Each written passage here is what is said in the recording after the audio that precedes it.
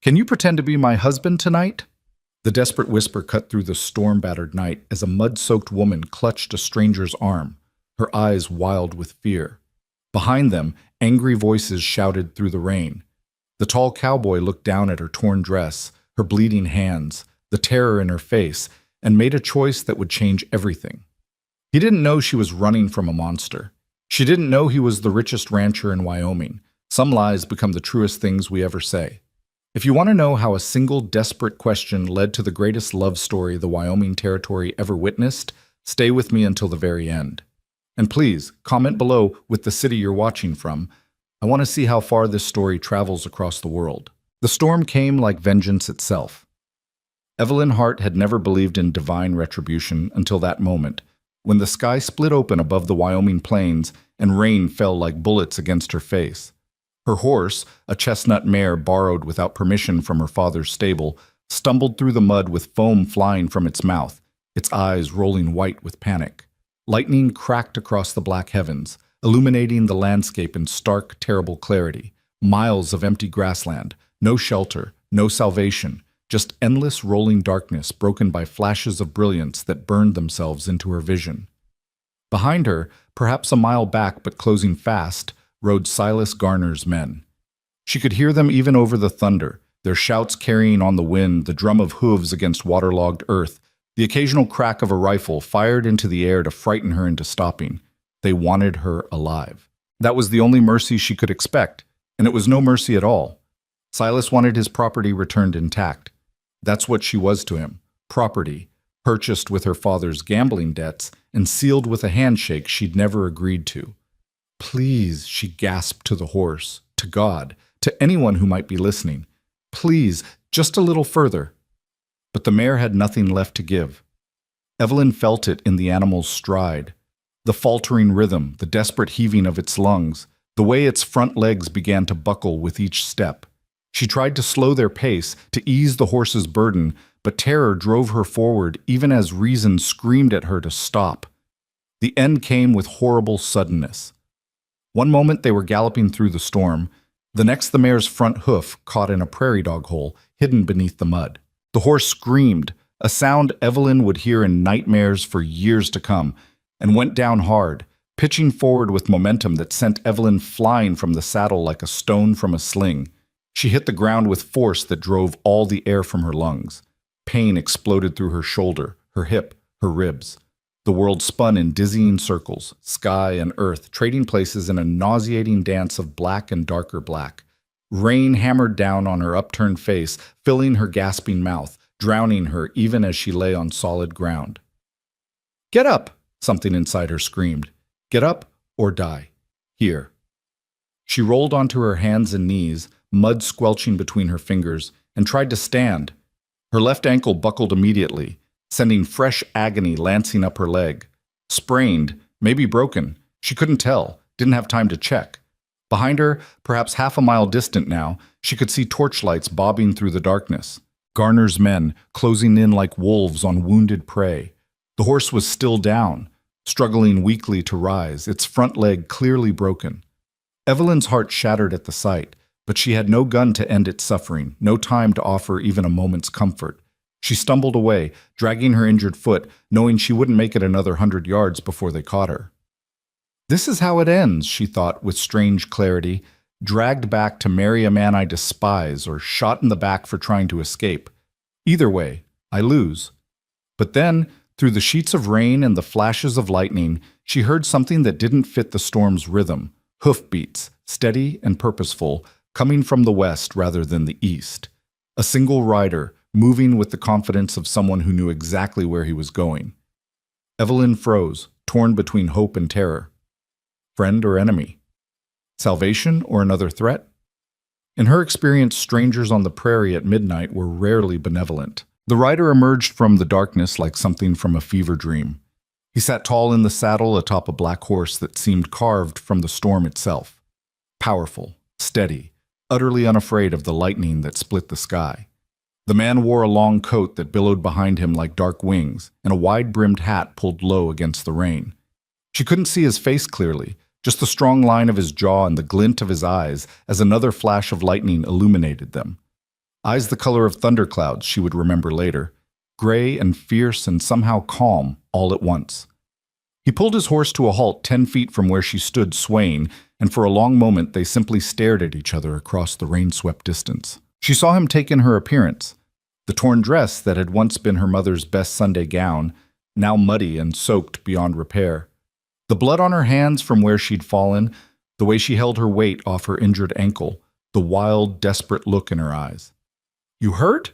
His voice cut through the storm, deep, steady, with the kind of authority that expected honest answers. Evelyn opened her mouth to respond, but what came out was closer to a sob than words. "They're coming, please. I can't." She didn't finish the sentence because her legs finally gave out, sending her collapsing forward into the mud. She braced for impact, but it never came. Instead, strong hands caught her under the arms, lifting her as easily as if she weighed nothing at all.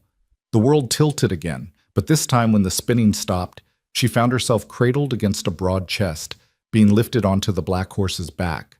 "Easy," the stranger murmured, though she wasn't sure if he was talking to her or the horse. "I've got you."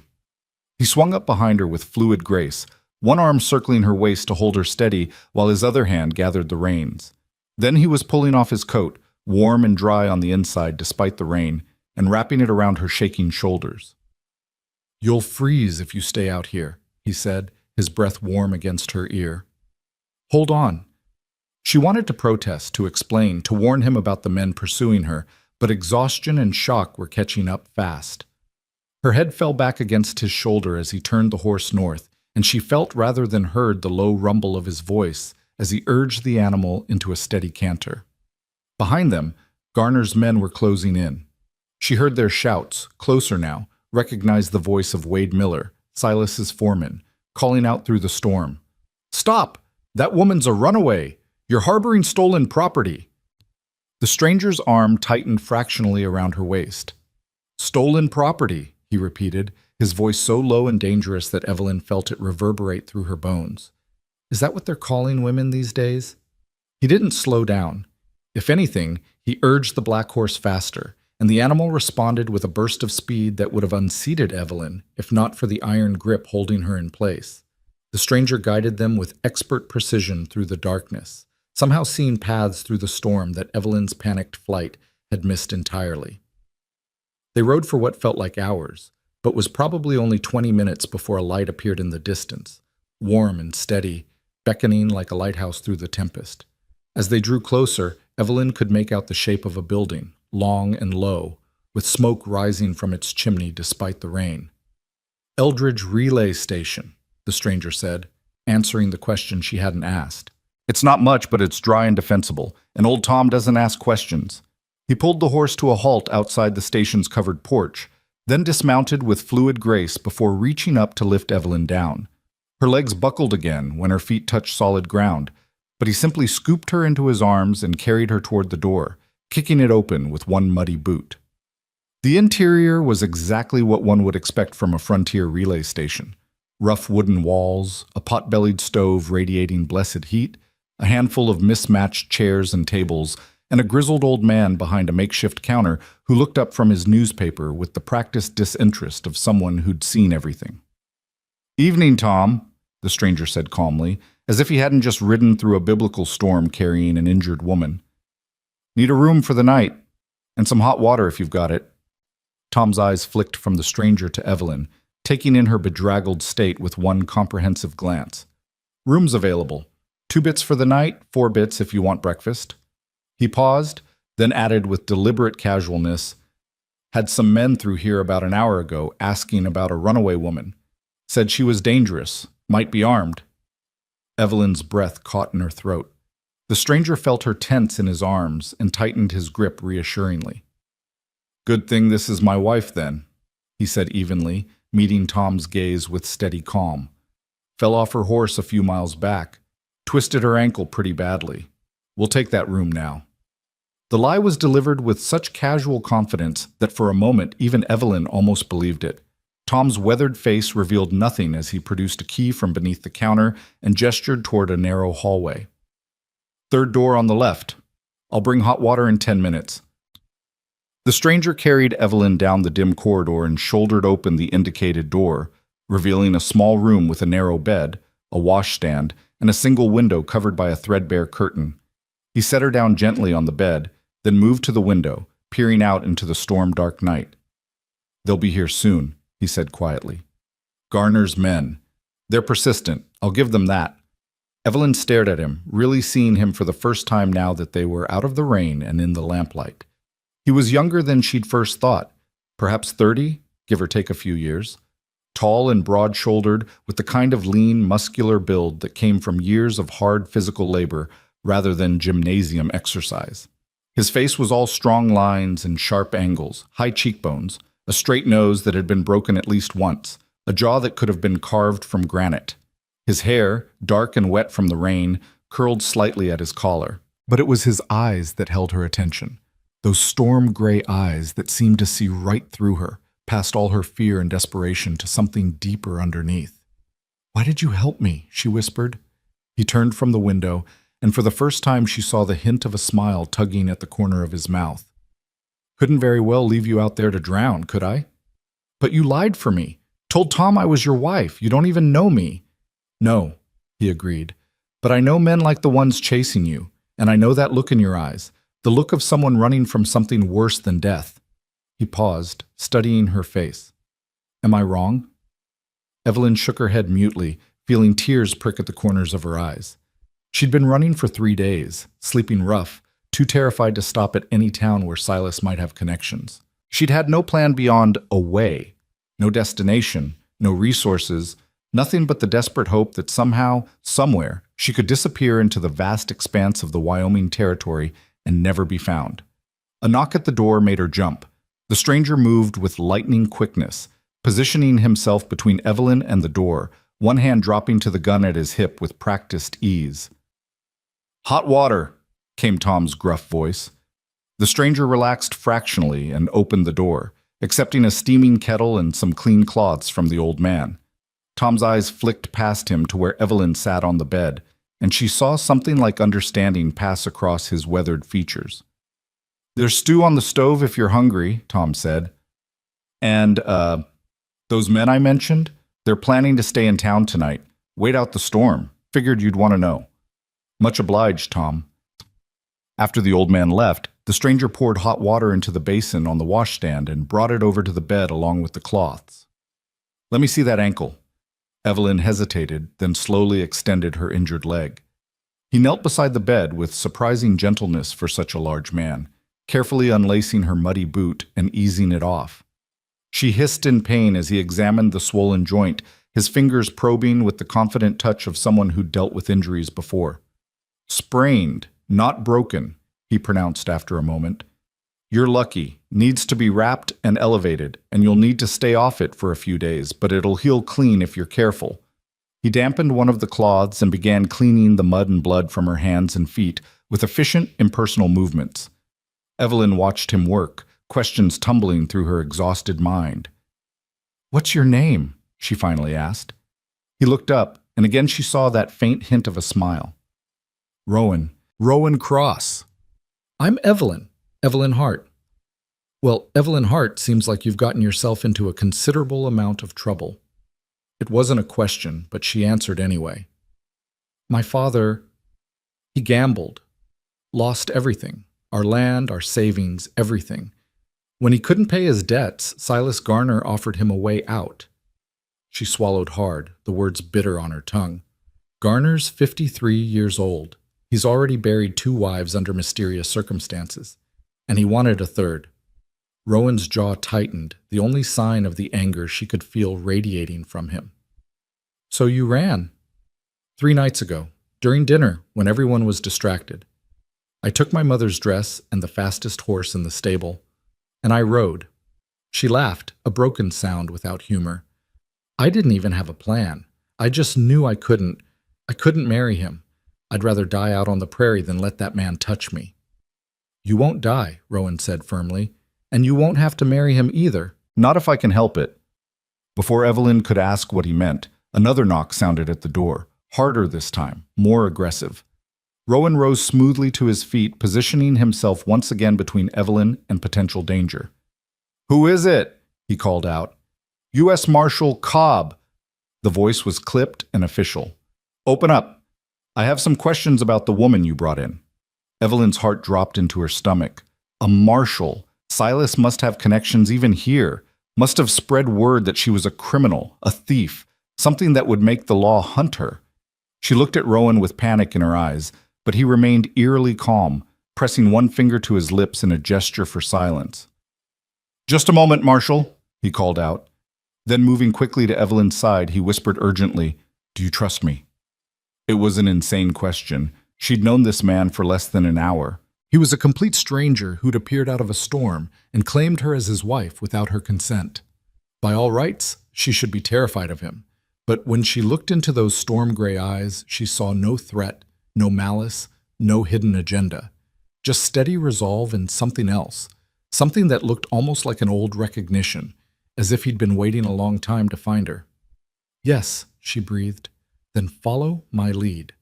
He opened the door to reveal a tall, thin man in a marshal's uniform, his badge glinting in the lamplight. Behind him stood Wade Miller and two other men from Garner's ranch, their faces twisted with malicious satisfaction. "Evening, Marshal," Rowan said politely. "How can I help you?" Marshal Cobb's eyes moved past Rowan to where Evelyn sat on the bed, her ankle propped up, looking as vulnerable and innocent as any injured woman. "That the woman who came in with you?" "That's my wife, yes." "Your wife?" The marshal's tone suggested deep skepticism. "Got papers to prove of that?" "Papers?" Rowan's eyebrows rose. "We were married by a traveling preacher 6 months ago up in Montana Territory. Didn't think we needed papers for me to tend to my wife's injured ankle." Wade Miller pushed forward, his face flushed with anger. "That's a lie. That woman is Evelyn Hart, and she's betrothed to Mr. Silas Garner. She ran away 3 days ago, stole a valuable horse, and—" "I think you've got the wrong woman," Rowan interrupted smoothly. "This is Evelyn Cross, my wife. We've been traveling from Montana to meet my family down in Cheyenne. Her horse stumbled in the storm, threw her badly. I was bringing her here to rest when you gentlemen apparently decided to chase us through the rain for no good reason." The marshal looked between Rowan and Evelyn, his expression troubled. "Ma'am, is what this man says true? Are you his wife?" Evelyn's throat was so tight she could barely breathe, but she forced herself to meet the marshal's eyes. Everything hung on this moment. One word could send her back to Silas, back to a fate worse than death. She thought of her mother, dead these past 5 years. She thought of the sister she'd lost to fever when they were children. She thought of all the women she'd known who'd had their choices stripped away, their lives dictated by men who saw them as property. "Not me," she thought fiercely. "Not today." "Yes, sir," she said, her voice barely above a whisper, but steady. "This is my husband, Rowan Cross. We've been married since April." Wade Miller exploded. "She's lying. Marshal, you can't believe—" "I can believe what I see with my own eyes," Marshal Cobb interrupted sharply. "I see a man and his wife sheltering from a storm. Unless you have proof of your claims, actual legal documents showing this woman is engaged to your employer, I suggest you leave these folks alone." "Mr. Garner has a contract between himself and her father, I'd wager," the marshal said. "Not with the woman herself. And last I checked, forced marriage was illegal even out here on the frontier." He tipped his hat to Rowan. "Sorry for the disturbance, Mr. Cross. You and your wife have a good evening."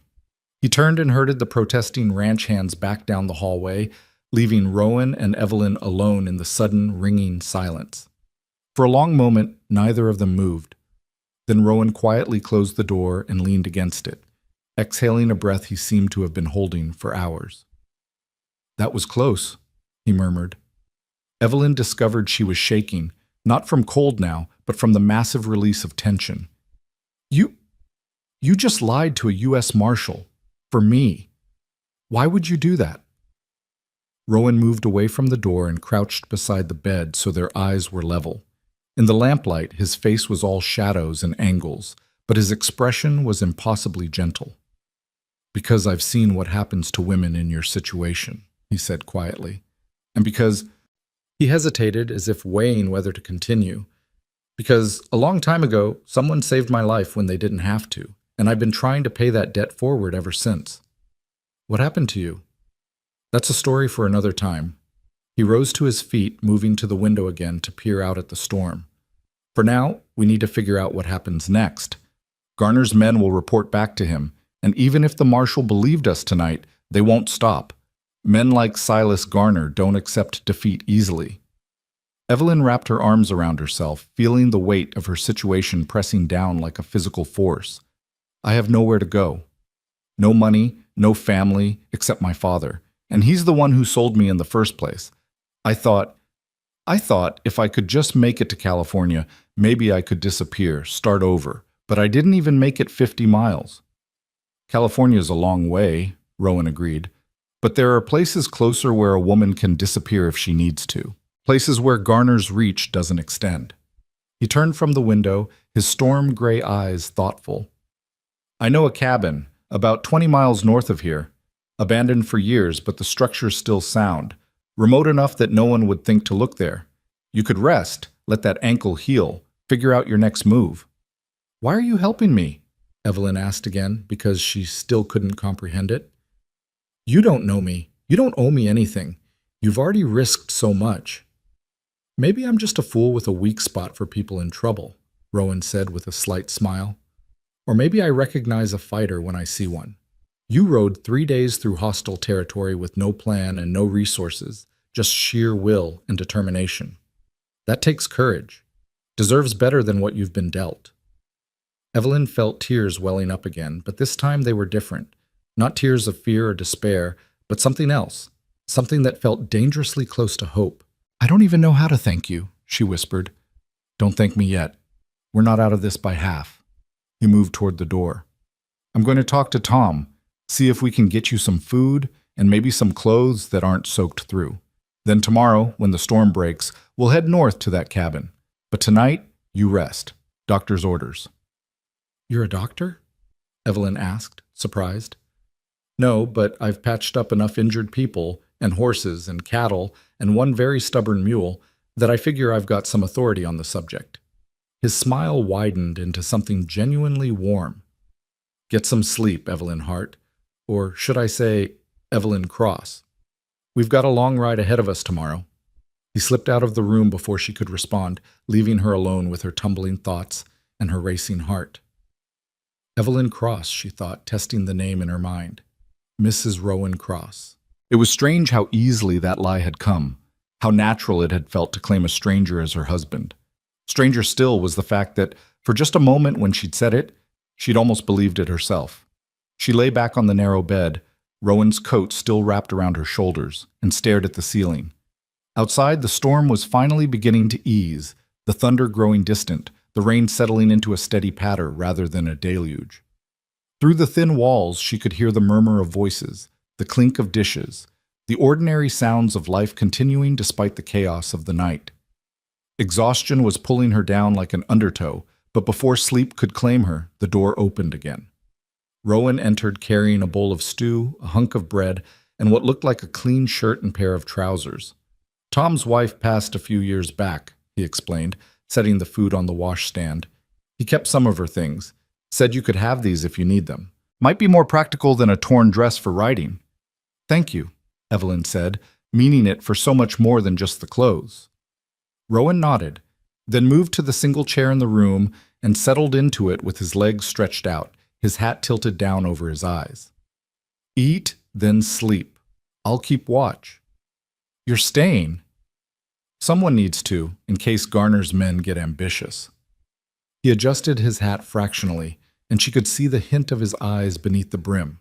Alert, watchful, protective. Besides, we're married, remember?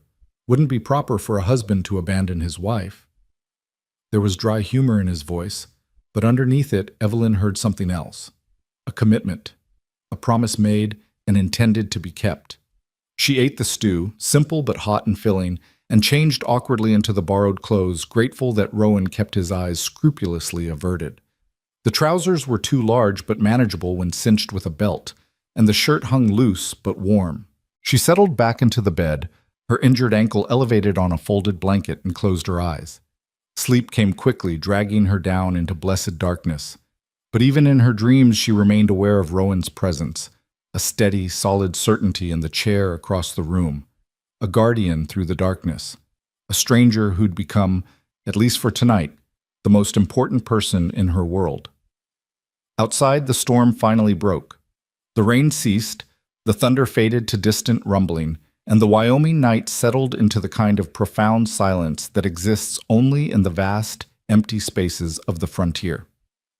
In the relay station, two people who'd been strangers hours ago slept, one peacefully for the first time in days, one with one eye open and one hand on his gun, ready to defend a woman he barely knew with his life if necessary. And in the town 5 miles to the south, Silas Garner received word that his runaway bride had been found, but claimed to be married to another man. His rage was cold and calculated, the kind of anger that plans vengeance rather than acting in heat.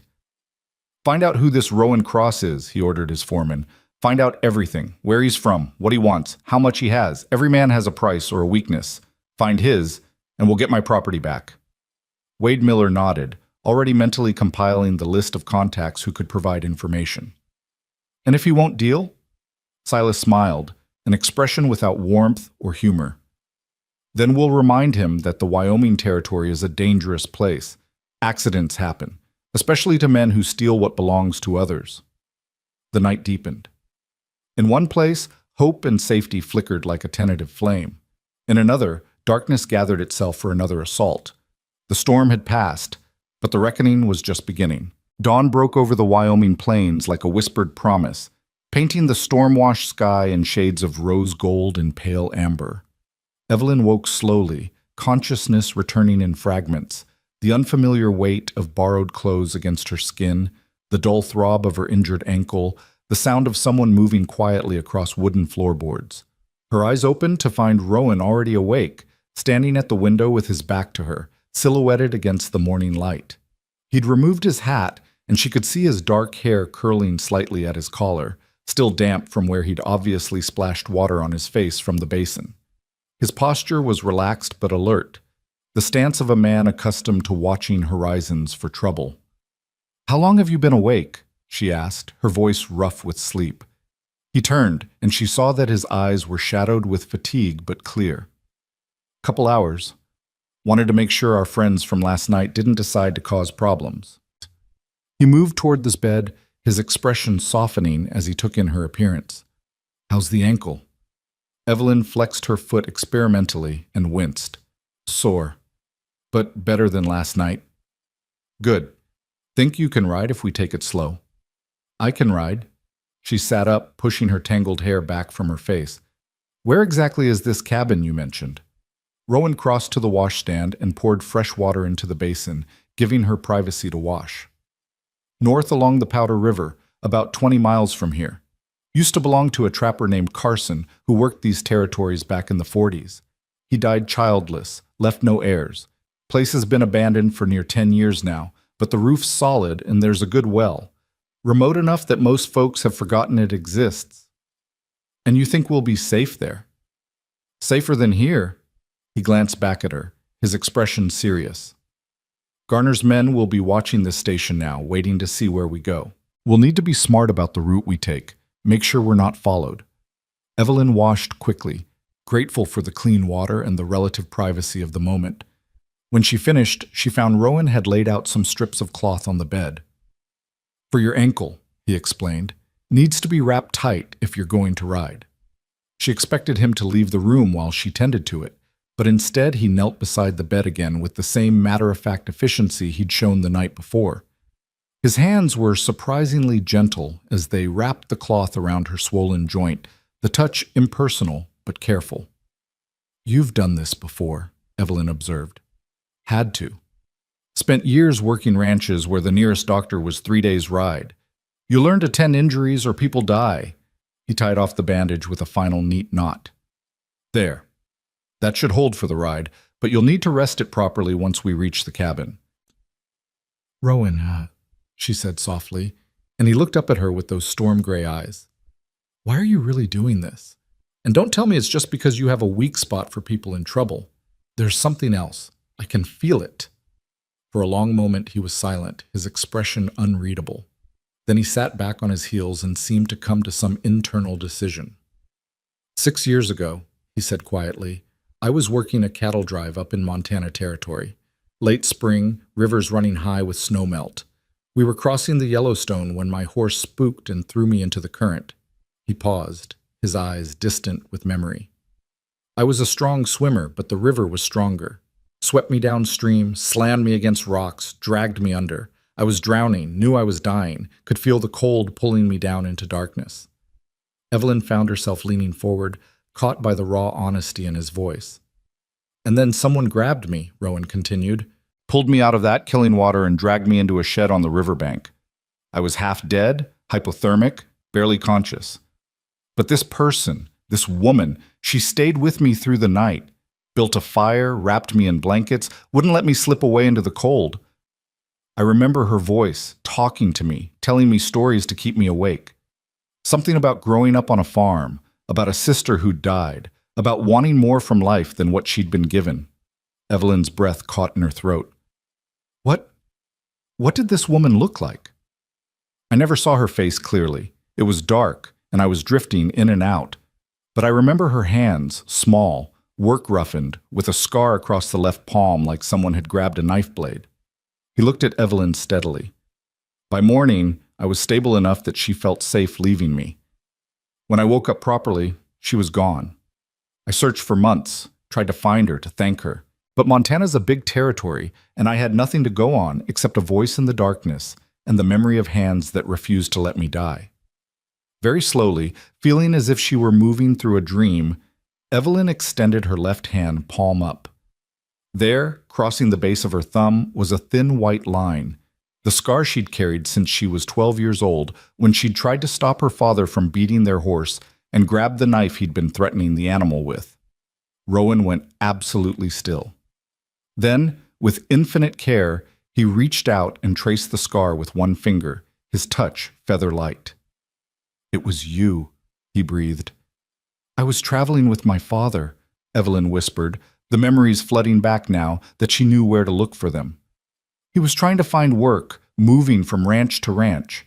We'd stopped to camp by the river that night when I heard someone shouting for help. I ran to the bank and saw you in the water, going under. I didn't think, I just acted, grabbed a rope from our wagon, found a shed nearby, dragged you inside." She swallowed hard. "You were so cold. I thought you were going to die. I talked all night just to keep you conscious, to give you something to focus on besides the cold. You saved my life. And 6 years later, you saved mine."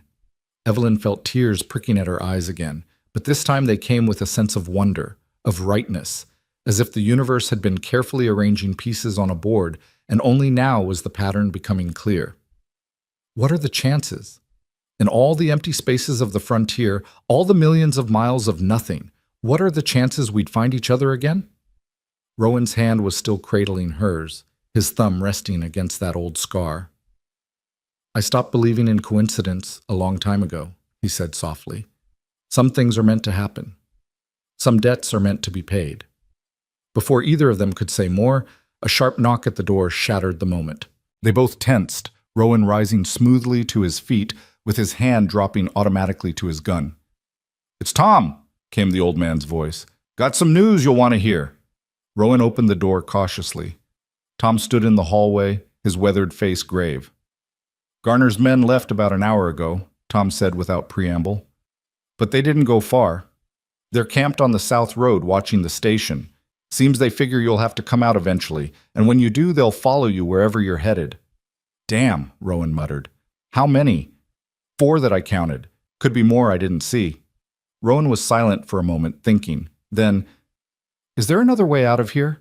Something that doesn't go through the main roads?" Tom's eyes gleamed with approval. "There's an old supply trail that runs behind the station, heads northeast into the foothills. Hasn't been used in years. Most folks have forgotten it exists. Rough riding, but it'll get you clear of anyone watching the main routes." "Will it take us toward the Powder River?" "Eventually. You'll have to circle around some, add maybe 5 miles to your journey, but it'll keep you hidden." Tom paused, then added, I can create a distraction if you need one. Send one of the stable boys out on the south road, make it look like someone's leaving, draw their attention while you slip out the back. Rowan glanced at Evelyn, a question in his eyes. She nodded once, firmly. Whatever it took to escape Garner's reach, she was willing to try. We're grateful, Tom, Rowan said. More than I can say. The old man waved this off with gruff dismissal. Don't hold with men who treat women like property. My Sarah would have skinned me alive if I'd ever tried such a thing. His expression softened fractionally. You two remind me of us back when we were young. Same look in your eyes, like you found something worth fighting for. After Tom left to make arrangements, Rowan and Evelyn gathered their few belongings in tense silence. There wasn't much. The clothes on their backs, Rowan's coat, a small bundle of food Tom had prepared. Evelyn braided her hair back tightly, tucking it under a hat Tom had provided, trying to look less like a runaway woman and more like a young ranch hand. Ready? Rowan asked, and she nodded. They slipped out through the back of the station just as Tom sent a boy galloping down the south road on a flashy paint horse. Through a gap in the buildings, Evelyn caught a glimpse of Garner's men mounting up to follow, taking the bait exactly as planned. Rowan's black horse was waiting in a small corral behind the kitchen, already saddled. He swung up first, then reached down to pull Evelyn up behind him.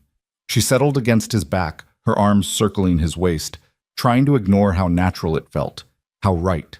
They rode northeast into the rising sun, following a barely visible trail that wound through scrub brush and rocky outcroppings. The land here was rougher than the open plains, broken by gullies and unexpected ravines, but Rowan guided the horse with confident ease, clearly familiar with this kind of terrain. They rode in silence for the first hour, both of them listening intently for sounds of pursuit, but the morning remained quiet except for the whisper of wind through grass and the occasional cry of a hawk circling overhead. Tell me about yourself, Evelyn said finally, needing to fill the silence with something other than her own anxious thoughts. About your life before you found me in that storm. She felt rather than saw his slight smile. Not much to tell. I've worked ranches most of my life. Montana, Wyoming, even down in Colorado for a spell. Never stayed in one place too long. Always felt like I was looking for something, though I couldn't have told you what. No family? His shoulders tensed slightly beneath her hands. Had a father once. Still do, technically, though we haven't spoken in years. He had different ideas about what my life should look like, about duty and legacy and carrying on the family name. There was old bitterness in his voice. I wanted to make my own way, earn my place through work rather than inheritance. He called me a fool and a waste. So I left. That must have been hard. Freedom usually is. He paused, then added more softly, What about you? You mentioned a father last night, but no mother. She died 5 years ago, Evelyn said, feeling the familiar ache of that loss. Fever took her in the winter. After that, everything fell apart. My father started drinking, gambling, making bad decisions. We lost our farm, had to move from town to town looking for work, and then... She swallowed hard. Then he met Silas Garner. Saw a way to clear his debts and secure his own future, all at the cost of mine. You have other family? Siblings? Anyone who might help? I had a sister once. Sarah. She died when she was 9, scarlet fever. It was just the two of us after that, me and my father, and we were never close. He wanted a son, someone to carry on his name and work his land. Instead, he got me, and I was never quite good enough. Rowan was quiet for a moment. Then, his loss, you're plenty good enough. The simple certainty in his voice made something warm bloom in Evelyn's chest, easing some of the old hurt she'd carried for so long. They rode on through the morning, the sun climbing higher in a sky scrubbed clean by last night's storm. The land began to change as they moved north, more trees appearing, cottonwoods and willows marking the presence of water nearby. The air smelled different here, greener and somehow more alive. Around midday, Rowan called a halt near a small creek that bubbled over smooth stones. He helped Evelyn down carefully, making sure she kept weight off her injured ankle, then tended to the horse while she washed the trail dust from her face and hands. How much farther? She asked when he returned with the food bundle Tom had provided. Another 4, maybe 5 hours if we keep a steady pace. He settled onto a sun-warmed rock and began dividing the food. Hard bread, dried meat, cheese, and 2 apples. We should reach the cabin by late afternoon. They ate in companionable silence, listening to the creek and the wind. Evelyn found herself studying Rowan in the clear light of day, noticing things she'd missed in last night's chaos. The small scar above his left eyebrow, the calluses on his hands that spoke of years of hard work, the way he held himself, confident but not arrogant, aware but not tense. "What are you thinking?" he asked, catching her staring. She felt heat rise in her cheeks but didn't look away. "I was thinking that I'm glad it was you who found me last night. That if I had to trust a stranger with my life, I'm grateful it was someone like you." Something shifted in Rowan's expression, a vulnerability she hadn't seen before. "Evelyn, I need to tell you something about who I am, about my family." But before he could continue, the black horse's head came up sharply, ears pricked forward. Rowan was on his feet instantly, one hand on his gun, his body positioned between Evelyn and whatever had alerted the animal. For a long, tense moment, nothing happened. Then Evelyn heard it, the distant sound of hoofbeats, multiple riders, coming from the south. "They found the trail," Rowan said tersely. "We need to move. Now." He pulled Evelyn to her feet and practically threw her onto the horse, mounting behind her with fluid speed. They were moving before she could even secure her grip, the black horse surging into a gallop that ate up the ground with long, powerful strides. Behind them, the hoofbeats grew louder. Evelyn risked a glance back and felt her heart drop. 4 riders, maybe 5, visible now through breaks in the trees, too far back to see clearly, but close enough that escape was no longer certain. "Hold on," Rowan commanded, and urged the horse faster. They crashed through underbrush, jumped fallen logs, splashed through shallow streams. Branches whipped past Evelyn's face, and she ducked low against Rowan's chest, trusting him to see the path ahead. His arm was an iron band around her waist, holding her secure even as the world became a blur of green and brown and the thunder of hooves. The terrain grew rougher, forcing them to slow. Rowan guided the horse up a steep embankment, the animal's hooves scrabbling for purchase on loose stone. At the top, he pulled them to a brief halt, scanning the landscape with urgent intensity. "There," he said, pointing. "See that rocky outcropping? There's a narrow passage behind it that leads to a canyon system. If we can make it there before they spot us, we can lose them in the maze." "And if we can't?" His jaw tightened.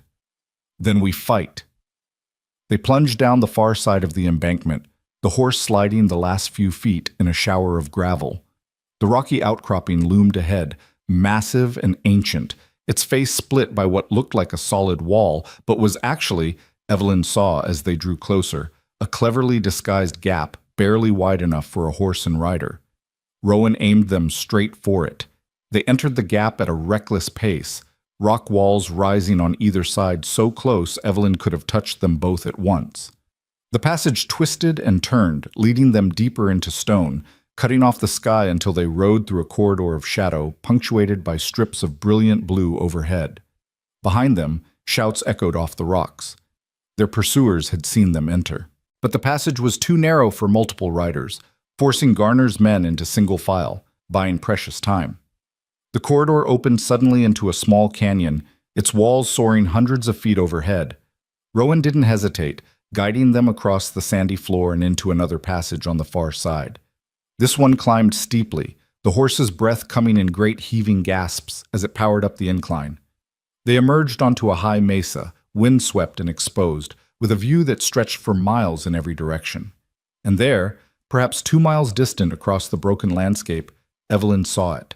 A small structure nestled against a hillside, barely visible against the surrounding stone. "The cabin," Rowan confirmed. "Almost there." But almost was still too far. The first of Garner's men burst from the canyon passage behind them, shouting in triumph as he spotted them on the open mesa. Within moments, the others would follow. "We won't make it," Evelyn said, stating the obvious. "Yes, we will." Rowan's voice was grim but determined. "This horse has more heart than any 5 normal animals. He'll get us there. Trust me." The black horse seemed to understand the urgency, finding reserves of strength Evelyn wouldn't have believed possible. They flew across the mesa, hooves barely touching ground, the wind screaming past them like a living thing. Behind them, Garner's men gave chase, spreading out now that they had room, trying to flank them, cut them off. One of them raised a rifle, and Evelyn heard the crack of gunfire, saw dust kick up 20 feet to their left. "They're shooting at us," she said, surprised by how calm her own voice sounded. "Warning shots," Rowan replied. "Garner wants you alive, remember? They're just trying to spook us into stopping." Another shot, closer this time. The black horse's ears flattened, but he didn't slow, driven by his rider's will and his own proud heart. The cabin was closer now, 100 yards, 50, 20. Rowan pulled the horse to a sliding stop directly in front of the weathered door, was off and reaching for Evelyn before they'd fully halted. He lifted her down, pushed her toward the entrance. "Inside! Bar the door behind me!" "What are you going to do?" "Buy us time! Go!" He slapped the horse's rump, sending the exhausted animal around the back of the cabin, then positioned himself in front of the doorway with his gun drawn and his expression like carved granite. Evelyn wanted to protest, to refuse to hide while he faced danger alone. But Garner's men were nearly upon them. She could see their faces now, see the ugly triumph in Wade Miller's eyes, as he thought he had them cornered. She stumbled into the cabin, her injured ankle screaming protest, and threw the heavy wooden bar across the door just as the first rider pulled up outside. "Rowan Cross!" Wade Miller's voice carried clearly through the weathered walls. "You're harboring stolen property. Send the woman out and we'll let you ride away. Keep her, and things get difficult." Through a gap in the wall where the chinking had fallen away, Evelyn could see Rowan standing calm and steady, his gun held low but ready. "The only property I see here is that horse you're riding, and from the way you're treating him, I'd say you don't deserve to own it. Don't be a fool. That woman belongs to Silas Garner. He has legal claim." "Funny kind of legal claim that requires you to chase an unwilling woman across half of Wyoming," Rowan replied. "Where I come from, we call that kidnapping." Wade's face flushed with anger. "This is your last warning. Send her out, or we come in and take her." "You're welcome to try." The four men exchanged glances, clearly weighing their options. They had numbers on their side, but Rowan had position. The cabin's narrow door meant they could only come at him one or two at a time, and he'd already demonstrated he wasn't easily intimidated. "You know who Silas Garner is?" Wade tried a different tack. "What he's capable of. You're making an enemy of a very powerful man." "I've made enemies before." "Still standing." "But for how long?" Wade leaned forward in his saddle, his expression turning sly. "See, we did some asking around about you, Mr. Cross. Or should I say, Mr. Rowan Cross of the Cross Cattle Company. Son of Edmund Cross, who owns near about 50,000 acres from here to Montana." Evelyn's breath caught. 50,000 acres? That would make Rowan's family one of the largest landholders in the territory. Why hadn't he said anything? Rowan's expression didn't change, but Evelyn saw his shoulders tense fractionally. "My father's holdings are none of your concern." Oh, but they are," Wade said with malicious satisfaction. "Because I'm betting a man like Edmund Cross would be real interested to know his only son is playing house with a runaway bride in an abandoned cabin. I'm betting he'd have opinions about that. Might even cut his disappointment of a son off completely, leave him with nothing but the clothes on his back and a woman who isn't even legally his." "My relationship with my father ended years ago," Rowan said flatly. "There's nothing you can threaten me with there." "Maybe not. But what about her?" Wade jerked his chin toward the cabin. "What happens to Miss Hart when word gets out she's been traveling alone with a man, spending nights in relay stations and abandoned cabins? No respectable man would touch her after that. Her reputation would be ruined, and without reputation, a woman's got nothing in this territory." Evelyn felt cold horror wash through her. He was right. The rules that governed women's lives were harsh and unforgiving. Even running from forced marriage, even with the best of intentions, the mere appearance of impropriety could destroy her chances of ever building a decent life.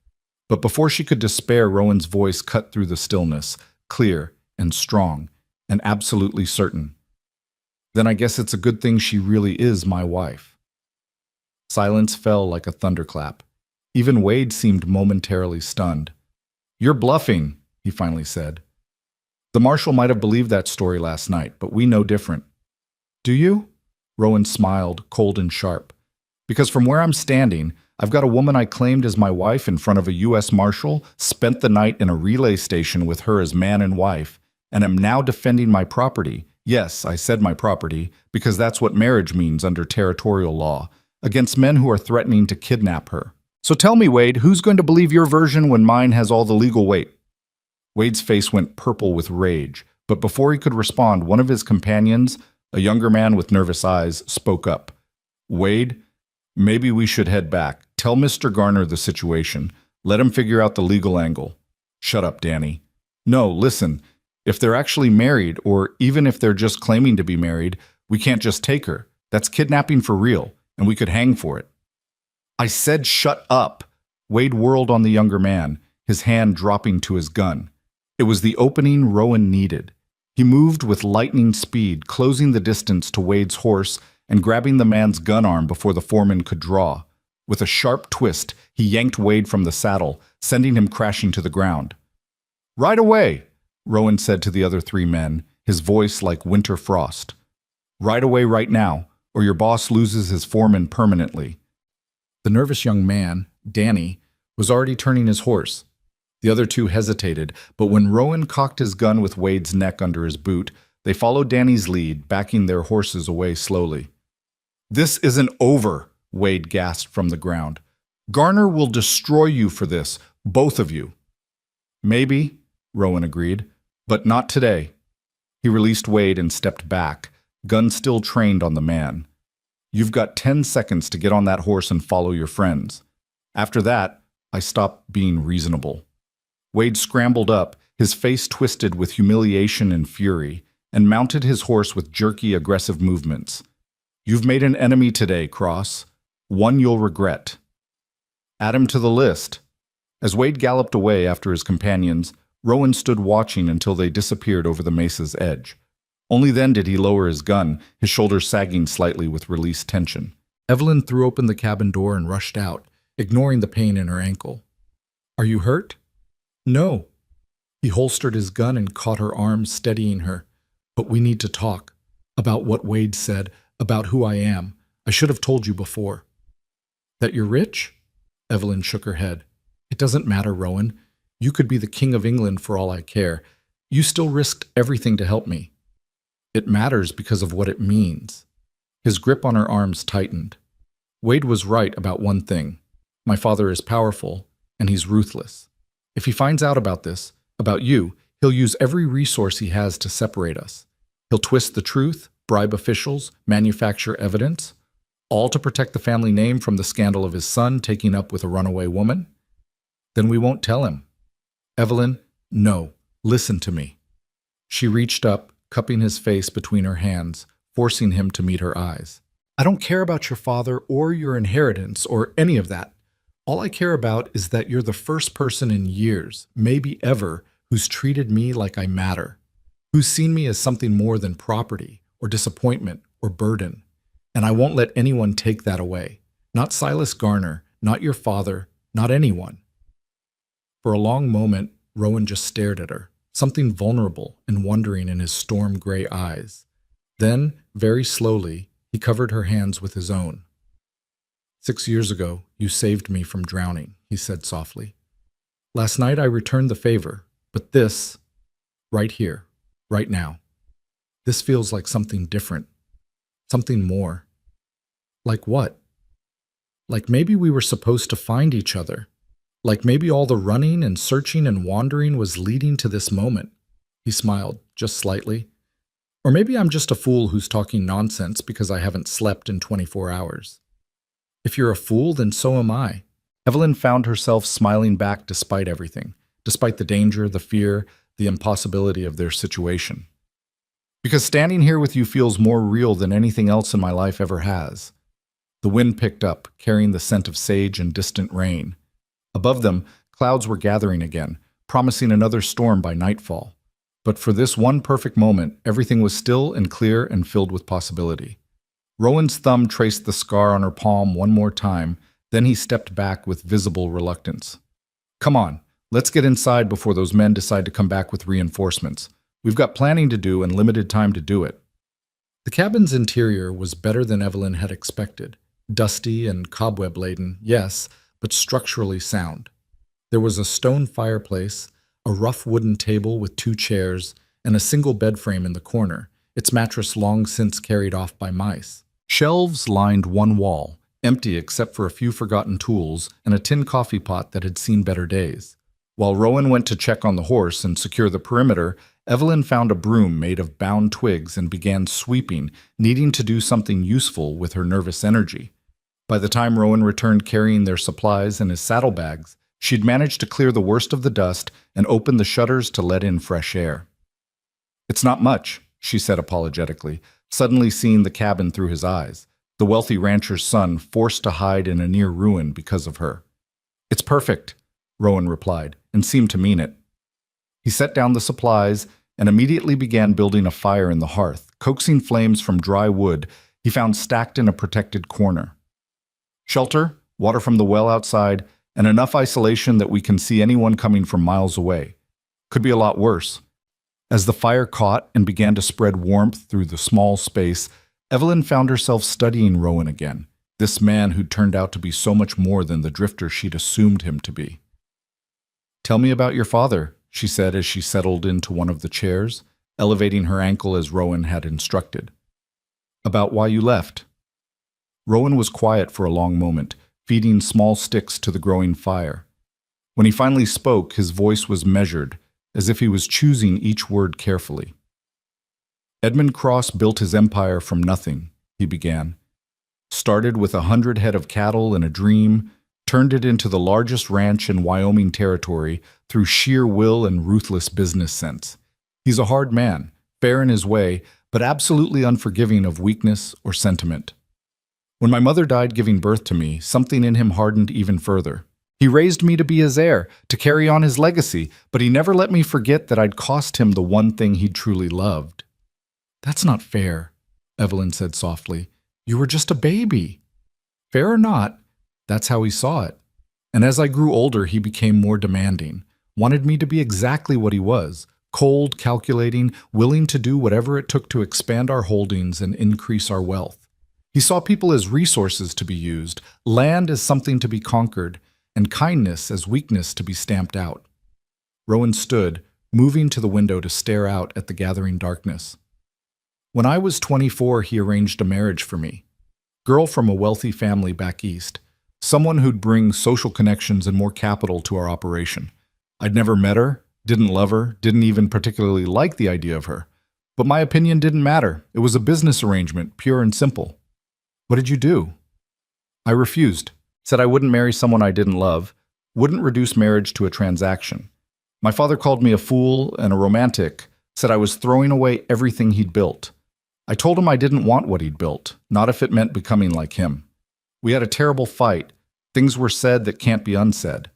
And at the end of it, I walked away. Left behind the inheritance, the name, everything.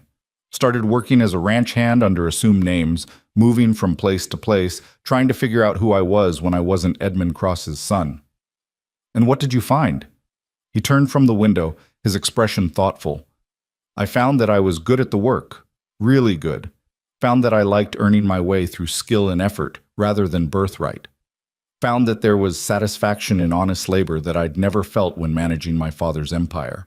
He paused, then added more quietly, "And I found that there was a kind of person I wanted to be. Someone who helped people who needed help, who stood up for those who couldn't stand up for themselves. Someone the opposite of what my father tried to make me." Evelyn felt her heart swell with understanding and admiration. "You became the man you wanted to be, not the man you were told to be." Tried to, anyway. Rowan moved back to the fire, adding larger logs now that the flames were established. But Wade was right about one thing. My father has a long reach and a longer memory. If he finds out about us, about this situation, he'll see it as proof that I'm still the same foolish romantic who threw away his legacy for sentiment, and he'll do everything in his power to crush what we're building here, if only to prove he was right about me all along. So we make sure he doesn't find out. Evelyn, be realistic. Garner's men know who I am now. They'll report back and word will spread. In a territory this size, secrets don't stay secret for long, especially ones involving the Cross family name. She pushed herself up from the chair, wincing as her ankle protested, and crossed to where Rowan stood by the fire. Then we deal with it when it happens, together. That's what... She hesitated, then pressed forward. That's what married people do, isn't it? Face problems together? Is that what we are? Rowan asked softly, his eyes searching hers. Married.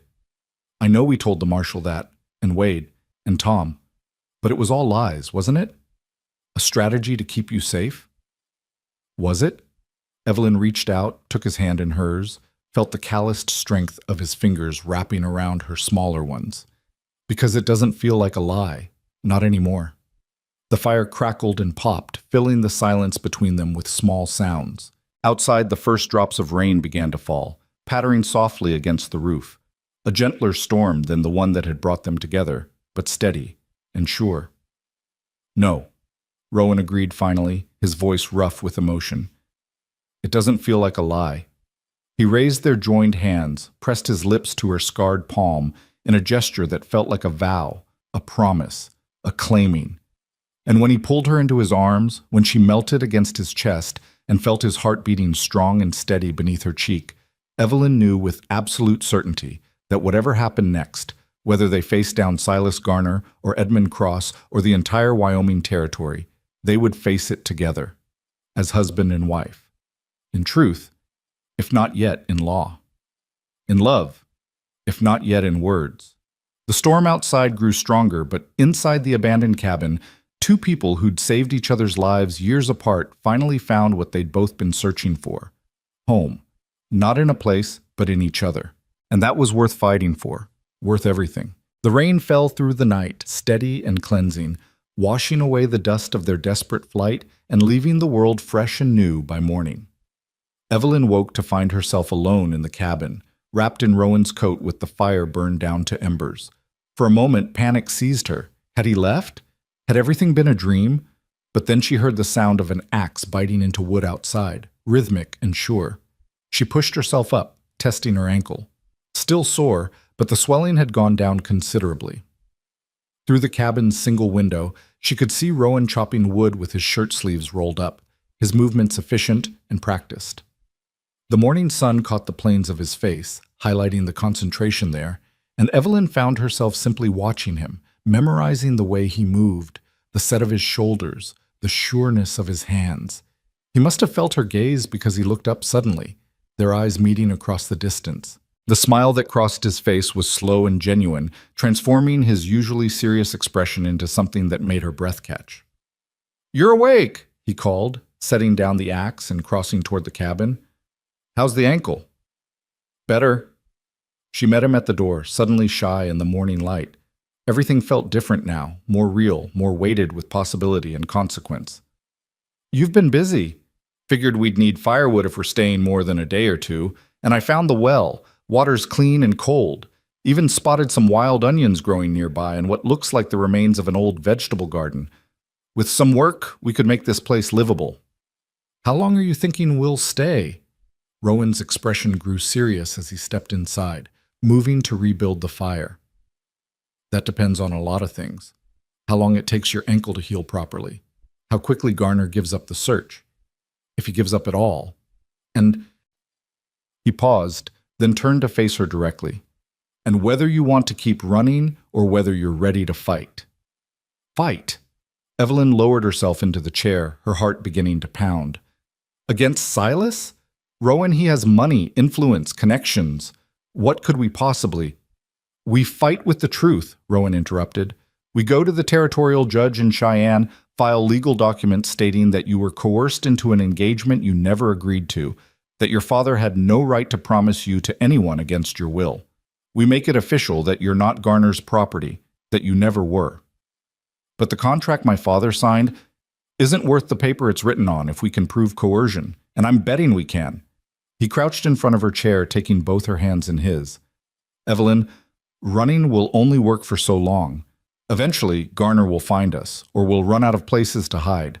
But if we face this head on, if we use the law instead of hiding from it, we might actually have a chance.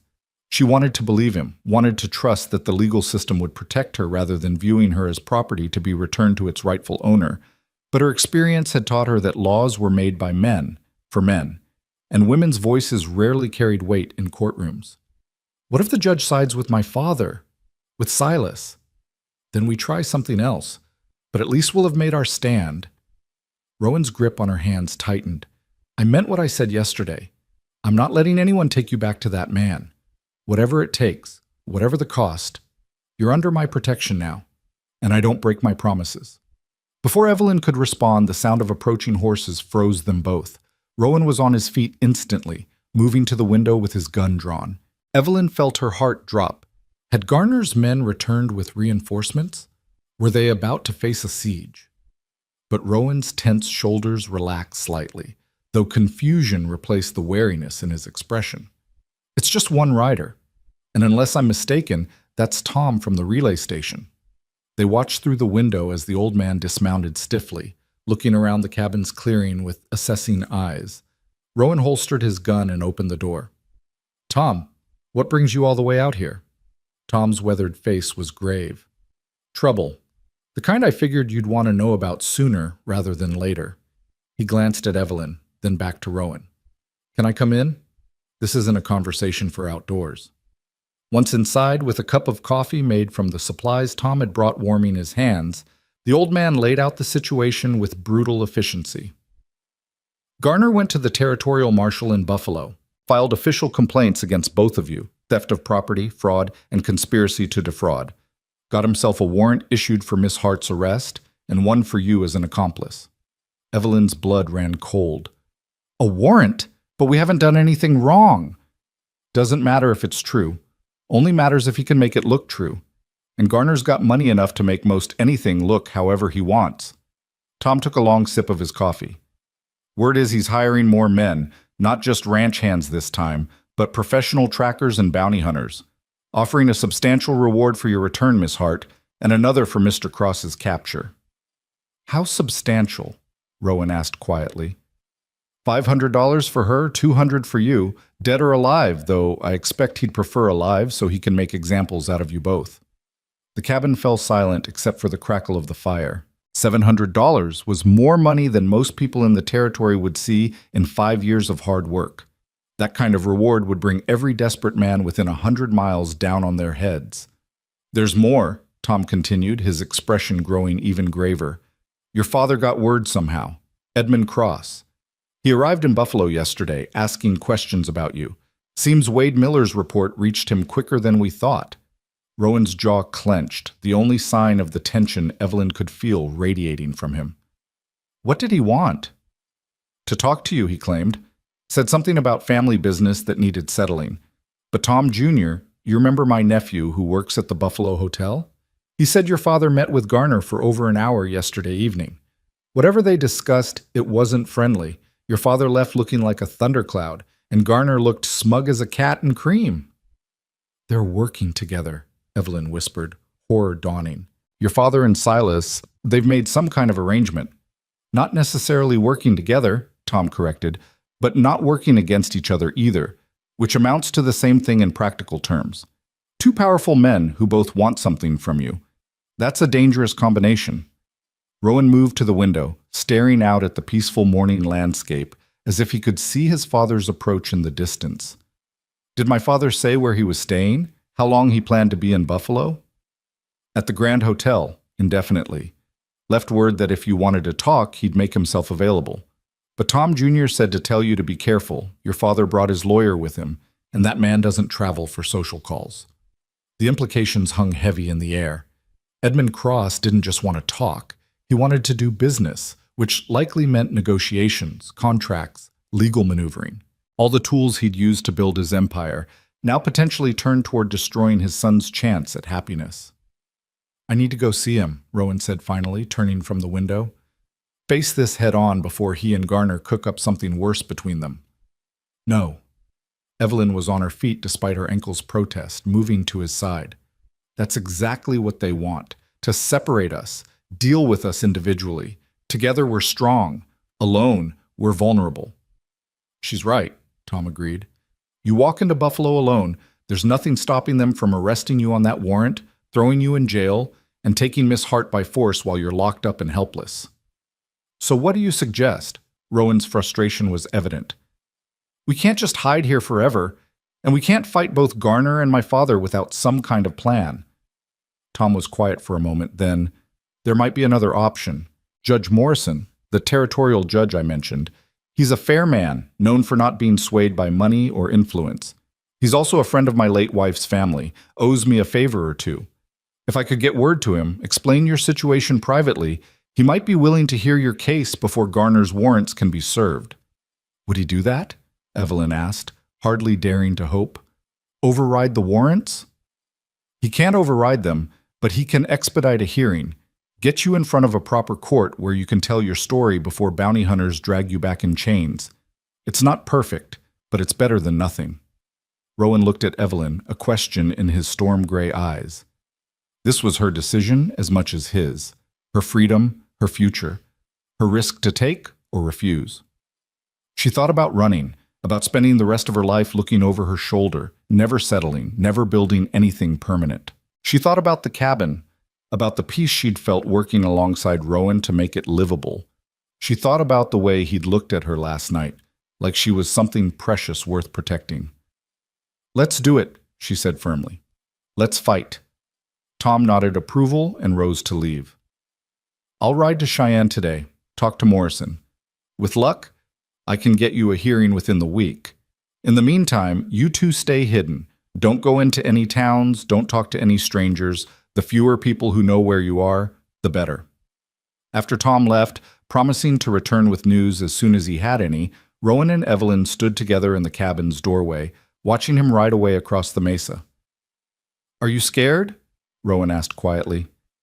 Terrified, Evelyn admitted. But also determined. For the first time in my life, I'm fighting for something instead of just running from it. That feels different, stronger. You are strong, strongest person I've ever met. He turned to her, tucking a strand of loose hair behind her ear with infinite gentleness. Most people would have broken under the pressure you've been carrying, but you're still here, still standing, still fighting. That takes courage I'm not sure I could manage in your position. You managed it when you walked away from your father's empire. That took courage too. Maybe we're both braver together than we could be alone. It was a simple statement, but it held so much truth that Evelyn felt tears prick at her eyes. She leaned into his touch, letting herself take comfort from his presence, his solidity, his unwavering commitment to her safety. What do we do now? She asked. While we wait for Tom's news. Rowan smiled, and again she saw that transformation of his features that made her heart skip. Now? We work. If we're going to be hiding here for days, might as well make it comfortable. Besides, physical labor helps clear the mind, gives you something to focus on besides worry. He wasn't wrong. Over the next several days, they fell into a routine that was both exhausting and oddly peaceful. Rowan repaired the cabin's roof where rain had begun to leak through, replaced broken boards in the floor, and reinforced the door with iron brackets he fashioned from old tools left behind by the cabin's previous owner. Evelyn, working within the limitations of her healing ankle, cleaned every surface until the interior gleamed, sorted through the abandoned supplies to find what was still usable, and even managed to coax life back into the old vegetable garden, planting seeds Tom had left them. They worked mostly in companionable silence, but occasionally one of them would speak, sharing stories from their past, dreams for their futures, observations about the world that revealed the depths of their characters. Evelyn learned that Rowan had taught himself to read from his mother's books, that he had a gift for working with horses that bordered on the supernatural, that he'd once spent an entire winter living alone in a mountain cabin and had come away from the experience both humbled and strengthened. Rowan learned that Evelyn had wanted to be a teacher before her family's fortunes collapsed, that she could identify every bird by its call and most plants by their leaves, that she'd once talked a band of Cheyenne hunters out of raiding her father's farm by offering them food and respect when other settlers would have responded with bullets. On the third day, while Rowan was fetching water from the well, Evelyn found the old cloth in his saddlebag, the one she'd used 6 years ago to bind his wounds after pulling him from the river. He'd kept it all this time, carried it with him through years of wandering, a talisman of the woman who'd saved his life. She was holding it when he returned, tears streaming down her face. "You kept it," she whispered. "All these years you kept it." Rowan set down the water bucket and crossed to her, gently taking the cloth from her hands. "It was all I had of you. The only proof that you were real and not just a fever dream. I used to take it out sometimes, when the world felt too big and I felt too lost, and remind myself that somewhere out there was a woman who'd cared enough about a stranger to save his life. It gave me hope that maybe I could be that kind of person too. You became better than that kind of person. You became the man who saved me. We saved each other." He cupped her face in his hands, his thumbs brushing away her tears. "That's what makes this work. We're equals. Partners.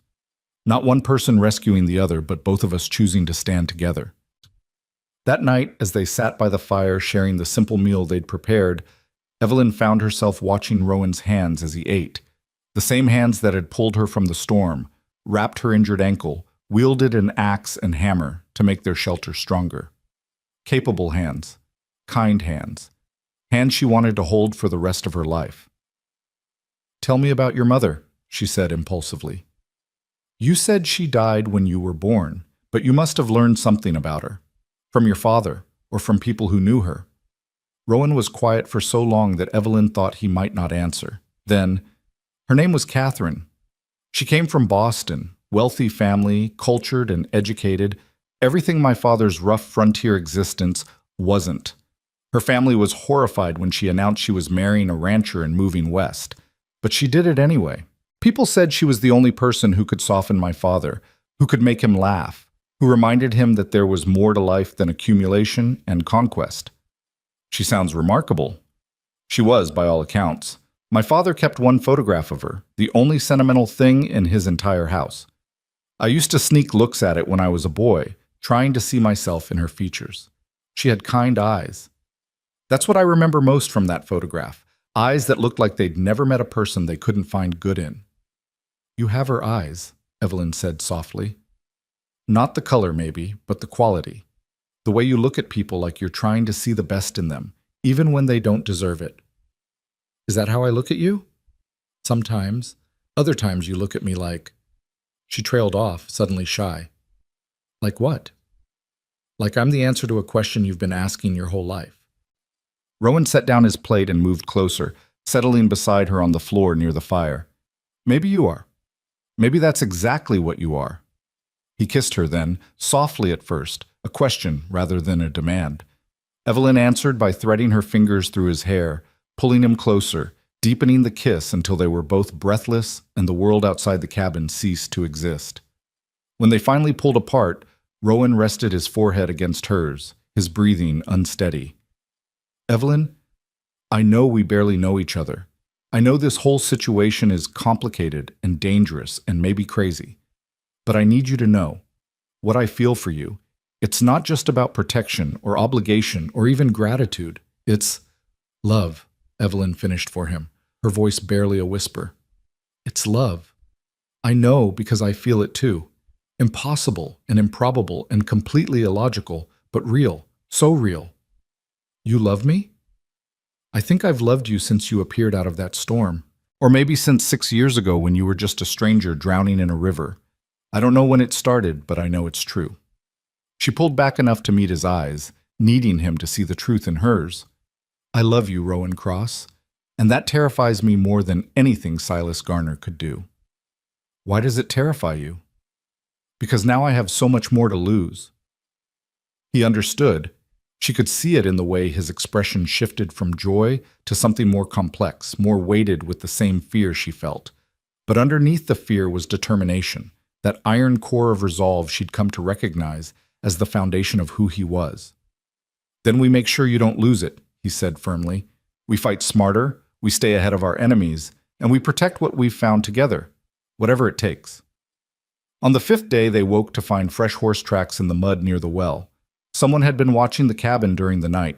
Rowan followed the tracks for a mile before they disappeared into rocky ground, his expression grim when he returned. "Scouts," he said tersely. "Either Garner's men or bounty hunters. They know we're here. Should we run?" "To where?" We don't know how many of them there are, which directions they're covering, what kind of trap they might be setting. He paced the cabin's length, thinking hard. No, running blind would be worse than staying put. At least here we have defensible position and supplies. But neither of them slept well that night, jumping at every sound, weapons close at hand. The cabin that had felt like a sanctuary now felt like a trap, its isolation a vulnerability rather than a strength. Tom returned on the 6th day, riding hard and looking worried. Judge Morrison agreed to hear your case, day after tomorrow in Cheyenne.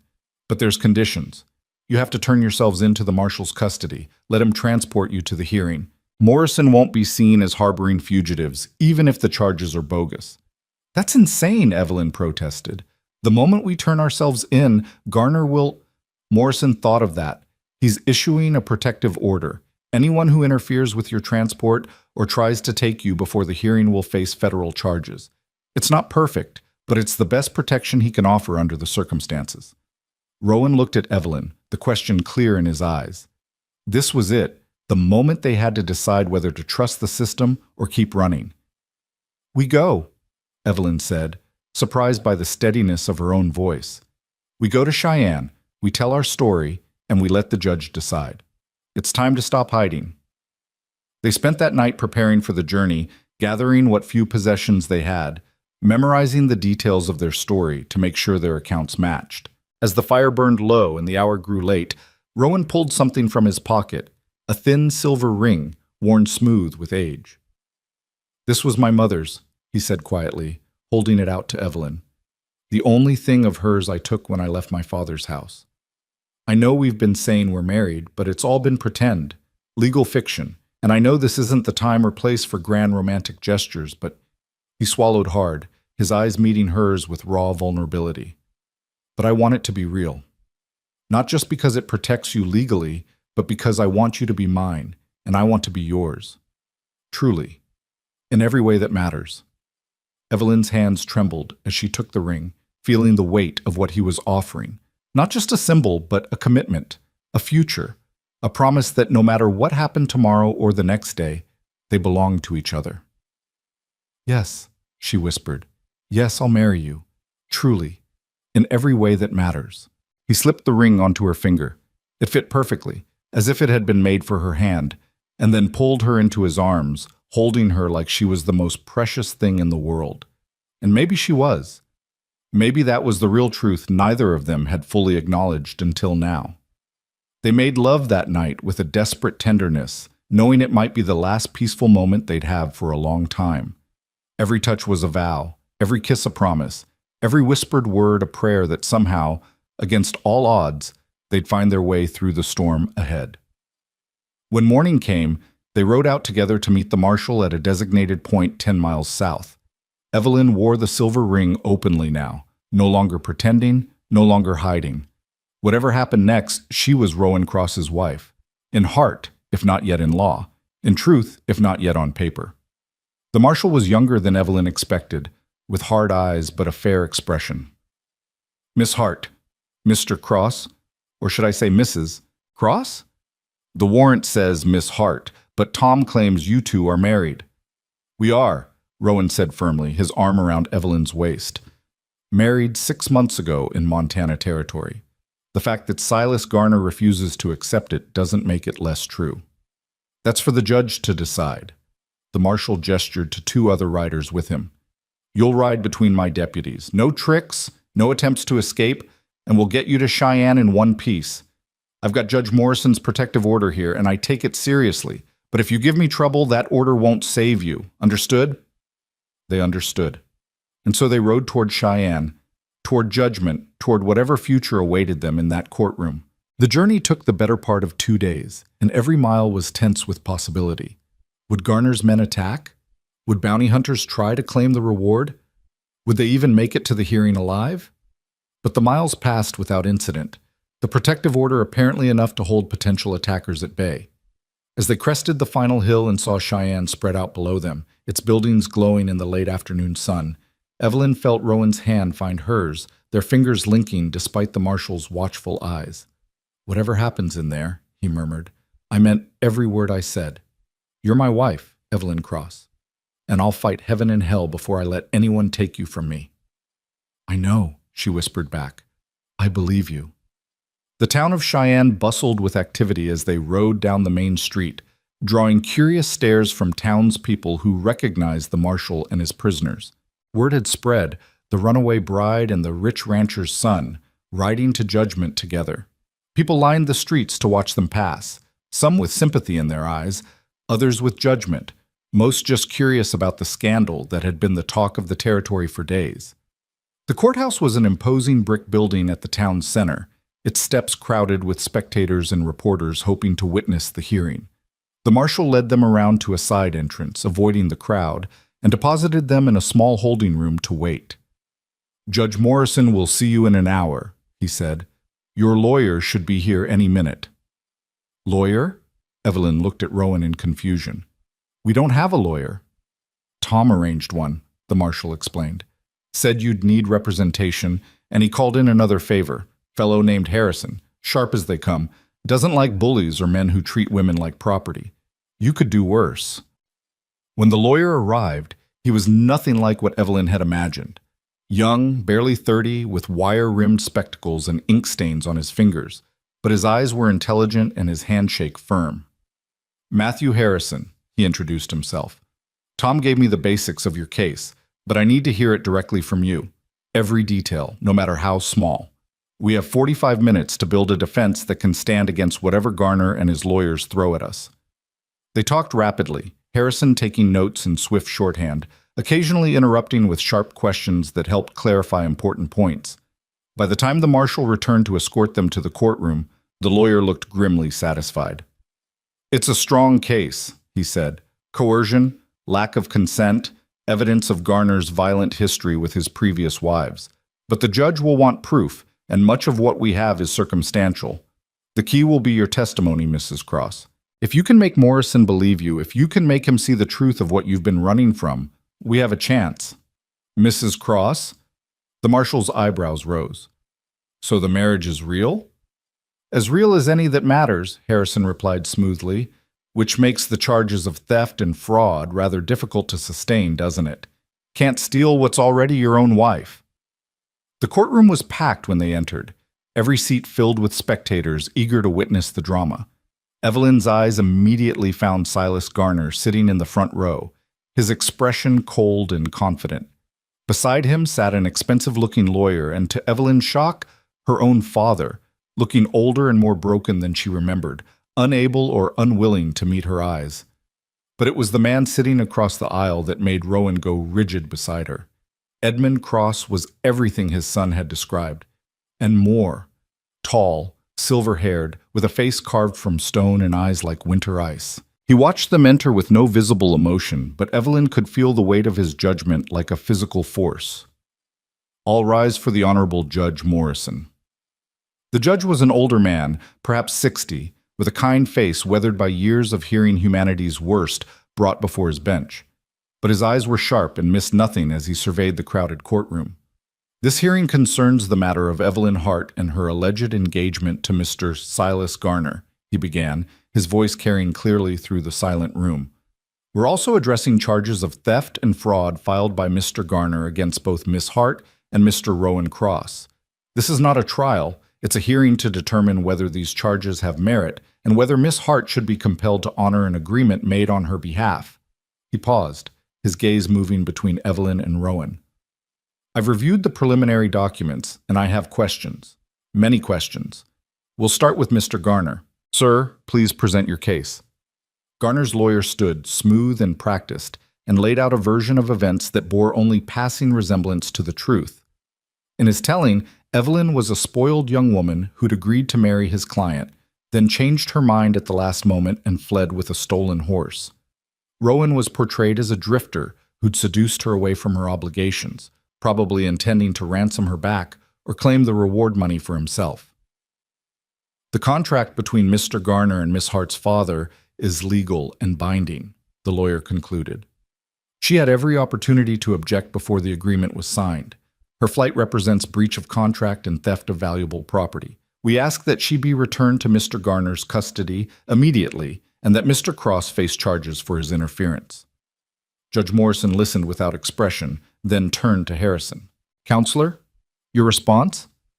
Matthew Harrison stood, and when he spoke, his voice was quiet, but it carried conviction that made people lean forward to hear. Your Honor, the fundamental question here isn't whether a contract exists, it's whether that contract ever had moral or legal validity. My client, Mrs. Evelyn Cross, and yes, I said Mrs. Cross, as she is legally married to Mr. Rowan Cross, never consented to engagement or marriage with Mr. Garner. Her father signed that contract without her knowledge or approval, treating her like property to be sold for his debts. That's not contract law, that's human trafficking, which is illegal even in Wyoming territory. A murmur ran through the courtroom. Garner's face flushed red with anger, but the judge raised a hand for silence. You claim Mrs. Cross, if that is indeed her name, is married to Mr. Rowan Cross. Do you have documentation to support this claim? This was the moment everything hinged on.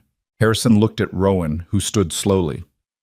Your Honor, I understand the court's need for documentation, but in the Montana territory where we were married, many marriages are recorded only in church registers or family Bibles, especially in remote areas.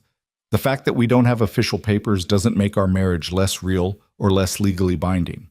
We've lived as husband and wife, presented ourselves as married to multiple witnesses, including a U.S. Marshal, and my wife wears my mother's ring as proof of our commitment. His voice grew stronger, more passionate. What I can document is this.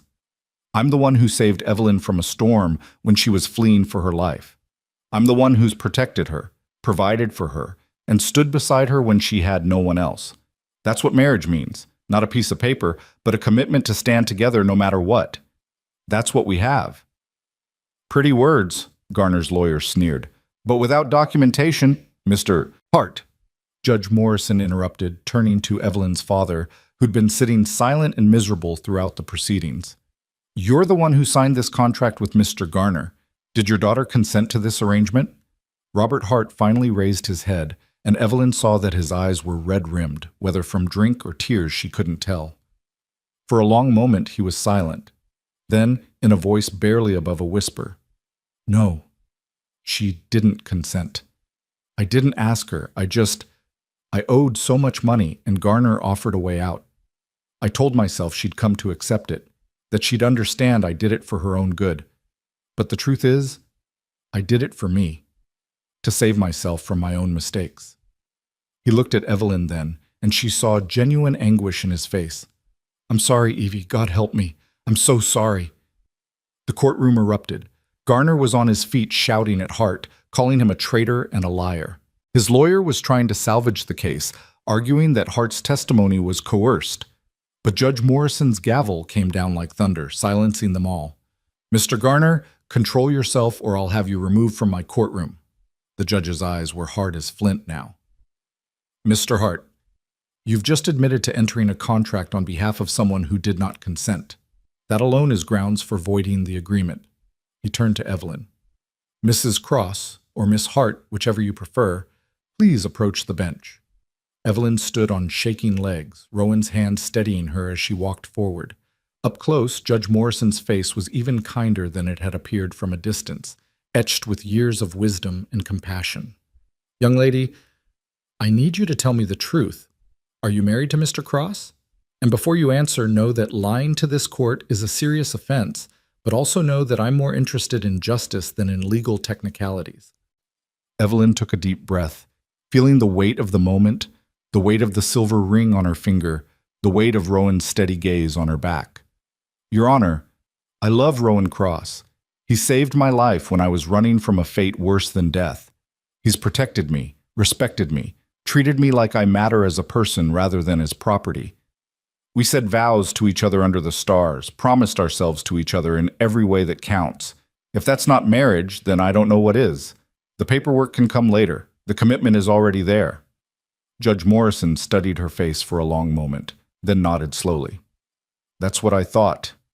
He raised his voice to address the full courtroom.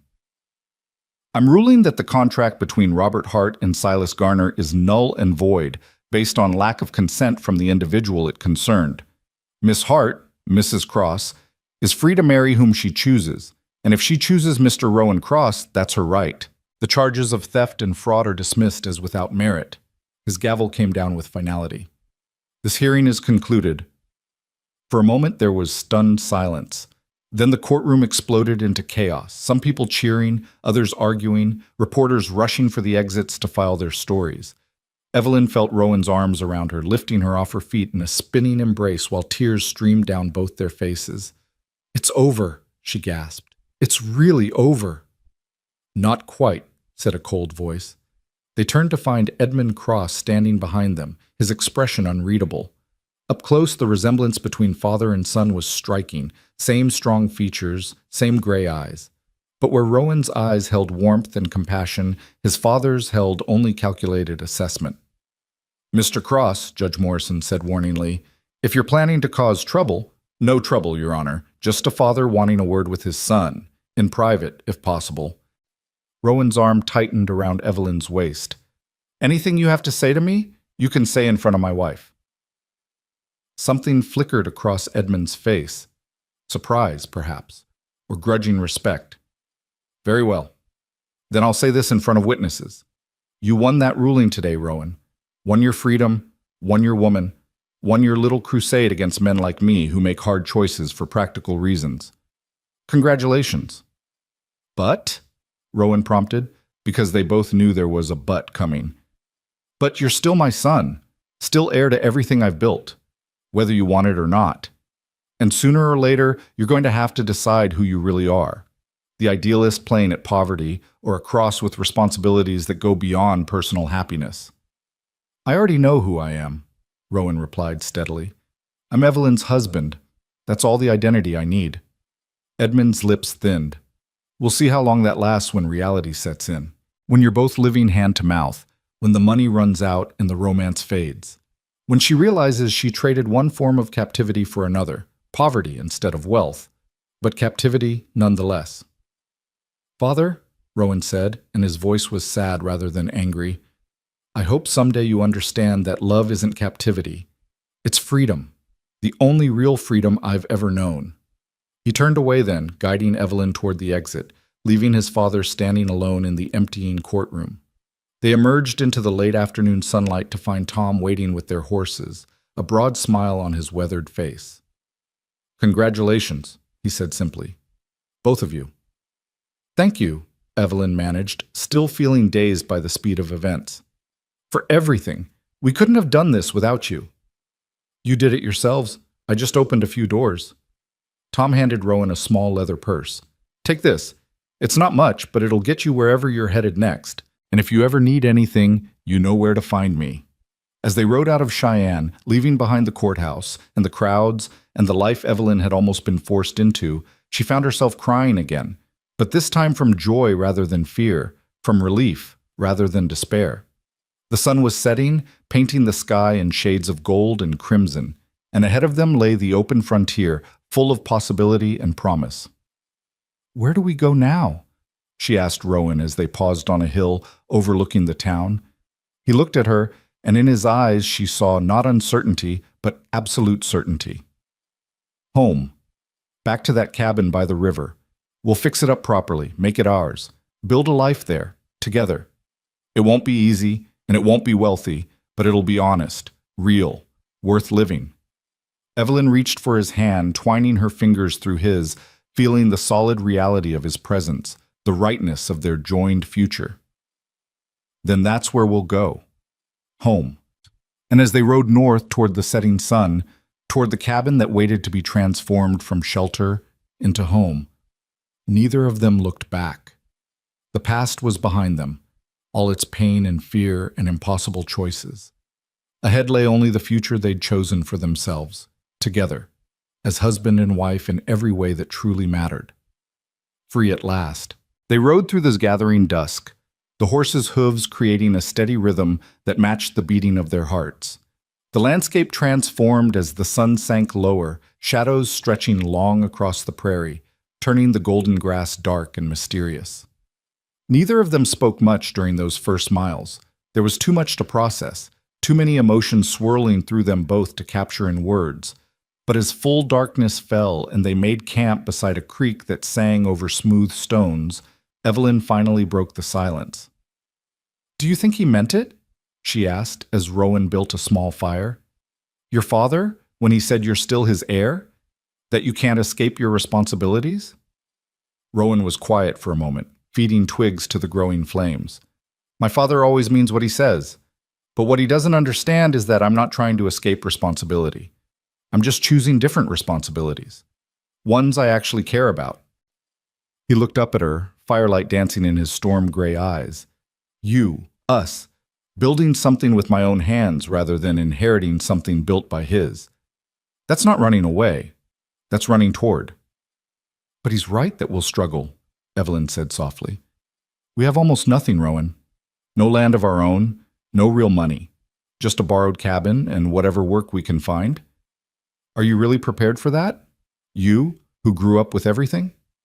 "I grew up with everything except what mattered." He moved to sit beside her, taking her hand in his. "Evelyn, I've spent 6 years working as a ranch hand, living in bunkhouses, eating simple food, wearing the same 3 shirts in rotation. I know what poverty looks like, and I'm not afraid of it. What I'm afraid of is waking up one day and realizing I've become my father, rich, powerful, and utterly alone." She leaned her head against his shoulder, drawing comfort from his solid presence. "I'm afraid too. Not of poverty, but of not being enough. You gave up so much for me. Your inheritance, your family, your entire future. What if I can't make that sacrifice worth it?" "You already have." Rowan turned to face her fully, his hands cupping her face with infinite tenderness. "Every moment with you is worth more than all my father's acres. Every smile, every conversation, every simple morning waking up knowing you're beside me, that's wealth beyond measure. Don't you see? You didn't take anything from me. You gave me everything I was missing." Evelyn felt tears slip down her cheeks, but they were good tears, healing tears. She kissed him then, pouring into it all the love and gratitude and hope she couldn't quite express in words. When they finally drew apart, both breathless, Rowan smiled with such pure happiness that she felt her heart might burst. "We should make it official, he said. "Find a preacher, get the paperwork done. Make it legal in every sense." "Are you proposing to me, Rowan Cross? Again?" "Every day for the rest of our lives, if you'll let me." They spent that night under the stars, wrapped in blankets in each other's arms, talking about their future with the kind of earnest planning that felt both mundane and magical. They'd fix up the cabin properly, add a proper door with real hinges, glass windows if they could afford them, maybe even a small porch where they could sit in the evenings. They'd expand the garden, maybe get some chickens, perhaps a milk cow if they could save enough. Rowan could find work on nearby ranches. His skill with horses alone would make him valuable anywhere. Evelyn could take in sewing or teach children to read, use the education she'd been forced to abandon. It wasn't a grand vision of wealth and power, but it was theirs, built on their own terms, and that made it precious beyond measure. They reached the cabin 3 days later, riding in as the afternoon sun painted everything gold. The place looked exactly as they'd left it, weathered but solid, waiting patiently for their return. As Rowan helped Evelyn down from the horse, her ankle was fully healed now, but he'd developed the habit of lifting her down, and neither of them wanted to break it. She felt a profound sense of homecoming. "Welcome home, Mrs. Cross," Rowan said softly. "Home," Evelyn repeated, testing the word, finding it fit perfectly. "Yes, home." They threw themselves into work with renewed purpose.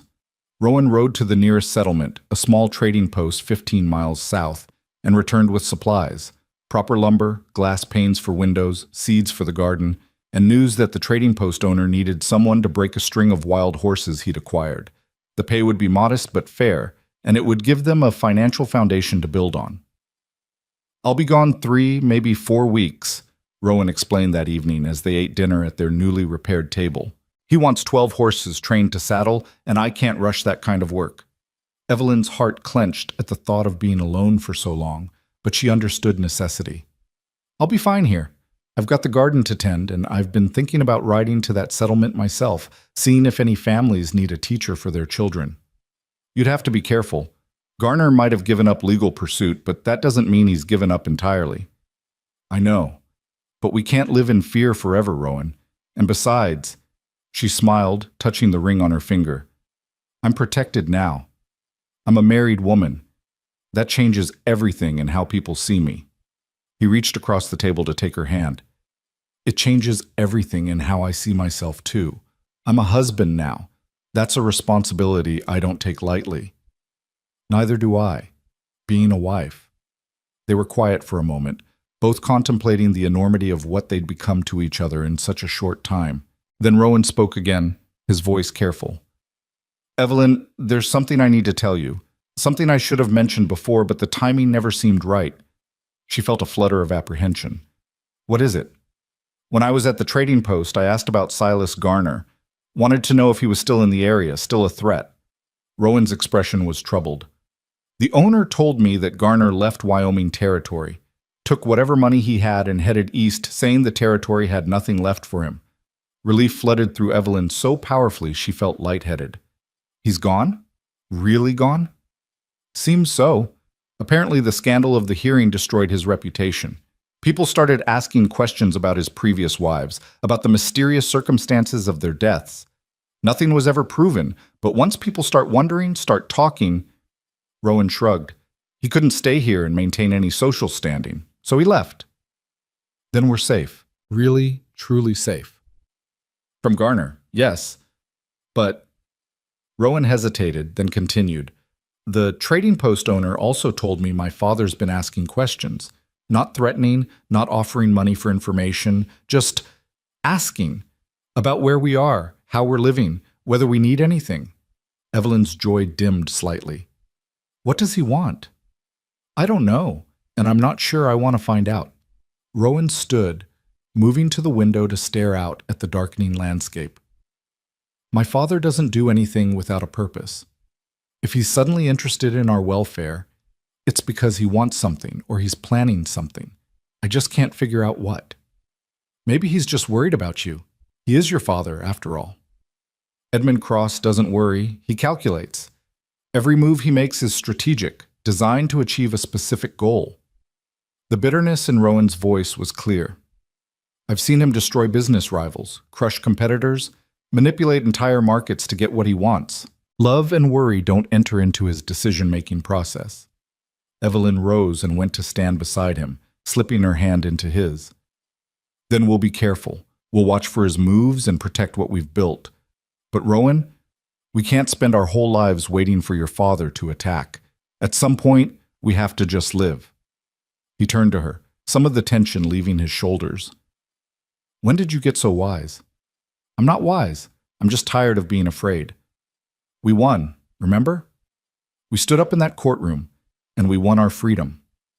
I refuse to give that victory away by living in constant fear of what might happen. You're right. He pulled her into his arms, resting his chin on top of her head.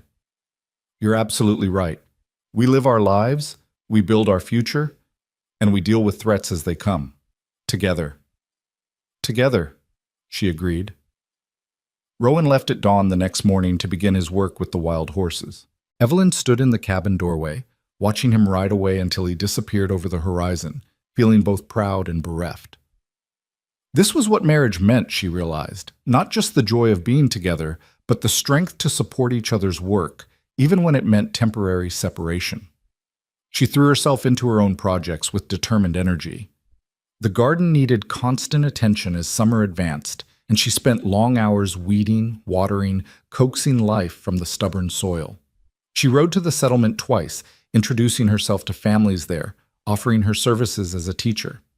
By the end of the first week, she had 4 students, children of homesteaders who desperately wanted their sons and daughters to have the education they'd been denied. The pay was minimal, mostly offered in trade goods rather than cash, but it gave her purpose and connected her to the small community growing in this wild territory. In the evenings, she worked on the cabin, improving it bit by bit. She sewed curtains from fabric traded for her teaching services. She built simple shelves from scrap lumber Rowan had left behind. She even attempted to make a rocking chair, though the results were more functional than beautiful. Each small improvement felt like putting down roots, claiming this space as truly theirs. But the nights were hard. The cabin felt too empty without Rowan's presence, too quiet without his voice. She found herself talking to him anyway, sharing her day's events with the empty room, imagining his responses. More than once, she pulled out that old cloth, the one she'd used to bind his wounds 6 years ago, the one he'd carried through all his wandering, and held it close, a tangible reminder of the miracle that had brought them together. 17 days into their separation, Evelyn was in the garden harvesting the first ripe tomatoes when she heard hoofbeats approaching. Her heart leaped. Had Rowan finished early? But when she looked up, the rider wasn't Rowan at all. It was Edmund Cross. He rode a magnificent bay stallion, his posture erect and commanding even in the saddle. As he drew closer, Evelyn could see the expensive tailoring of his clothes, the quality of his tack, the unmistakable air of wealth and power that surrounded him like armor. Everything about him screamed civilization and refinement, making their simple cabin look even more primitive by comparison. "Mrs. Cross," he said as he dismounted, removing his hat with practiced courtesy. "I hope I'm not intruding." Evelyn straightened, very aware of the dirt on her hands and the sweat on her brow, refusing to be intimidated. "Mr. Cross, I'm afraid Rowan isn't here. He's working at the trading post for the next few weeks."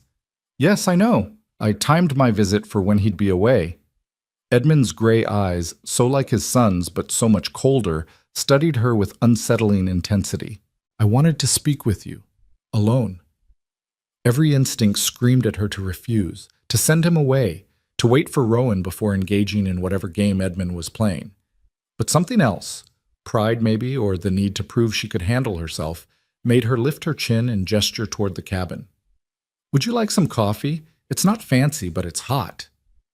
A flicker of something, surprise, respect, crossed Edmund's face. "Thank you. That would be welcome."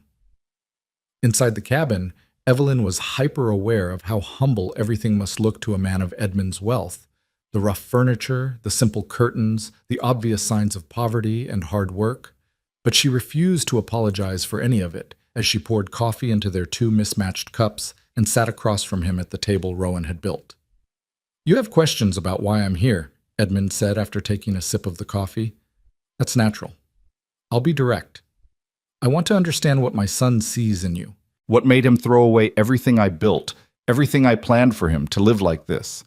He gestured around the cabin, not quite contemptuous, but clearly baffled. "With respect, Mr. Cross, I don't think I can explain what Rowan sees in me. That's between him and his own heart." Evelyn kept her voice steady despite the pounding of her pulse. "But I can tell you what I see in him. I see a man of integrity who treats people with kindness and respect. I see someone who measures worth by character rather than bank balance. I see the kind of man who saves a stranger from drowning, who protects someone he barely knows, who keeps his promises no matter the cost. That's what I love about your son. And if you can't see those qualities as valuable, then that's your loss, not his." Edmund was silent for a long moment, his expression unreadable. Then, surprisingly, a small smile tugged at his lips. "Catherine would have liked you. My wife, Rowan's mother. She would have said exactly that kind of thing to me, with exactly that kind of fire." The smile faded as quickly as it had appeared. "She was the only person who ever stood up to me, who challenged my assumptions and made me question whether I was building an empire or a prison. Rowan told me about her, that she was kind, that she softened you. She did. For a while." Edmund stared into his coffee as if it held answers to questions he'd never asked. "When she died, I convinced myself that her softness, her kindness, those were weaknesses that had killed her. That if I could just eliminate sentiment, focus purely on practical matters, I could protect myself from ever feeling that kind of pain again." "And did it work?" "No." The admission seemed to cost him something. "All it did was drive away the one person I had left who might have reminded me what Catherine was like, my son, who has her eyes, her kindness, her damn stubborn insistence on doing what's right rather than what's profitable." Evelyn set down her coffee cup, a terrible understanding dawning. "You didn't come here to threaten me or to try to buy Rowan back. You came here because you're lonely, because you've spent 6 years pushing away the only family you have left, and you're starting to realize what that's cost you." Edmund's jaw tightened, his eyes hardening. "Don't presume to psychoanalyze me, young woman. You don't know anything about—" I know that Rowan kept a piece of cloth for 6 years because a stranger showed him kindness when he needed it most, Evelyn interrupted. I know he walked away from a fortune because he'd rather be poor and honest than rich and compromised. I know he loves you enough that it breaks his heart every time he talks about the distance between you. So yes, Mr. Cross, I think I know quite a bit about what's really going on here. The silence that followed was heavy and charged. Edmund stared at her with an expression caught between anger and something else, something vulnerable that he clearly didn't know how to handle. He talks about me? Edmund finally asked, his voice rough. All the time. About the father you were before his mother died. About lessons you taught him, skills you passed down. About how he wishes things could be different between you. Evelyn leaned forward, pressing her advantage. But they can't be different until you're willing to see him as he really is, not as you wanted him to be. Until you can accept that his choices, including his choice to marry me, are about building a life he can be proud of, not about rejecting you.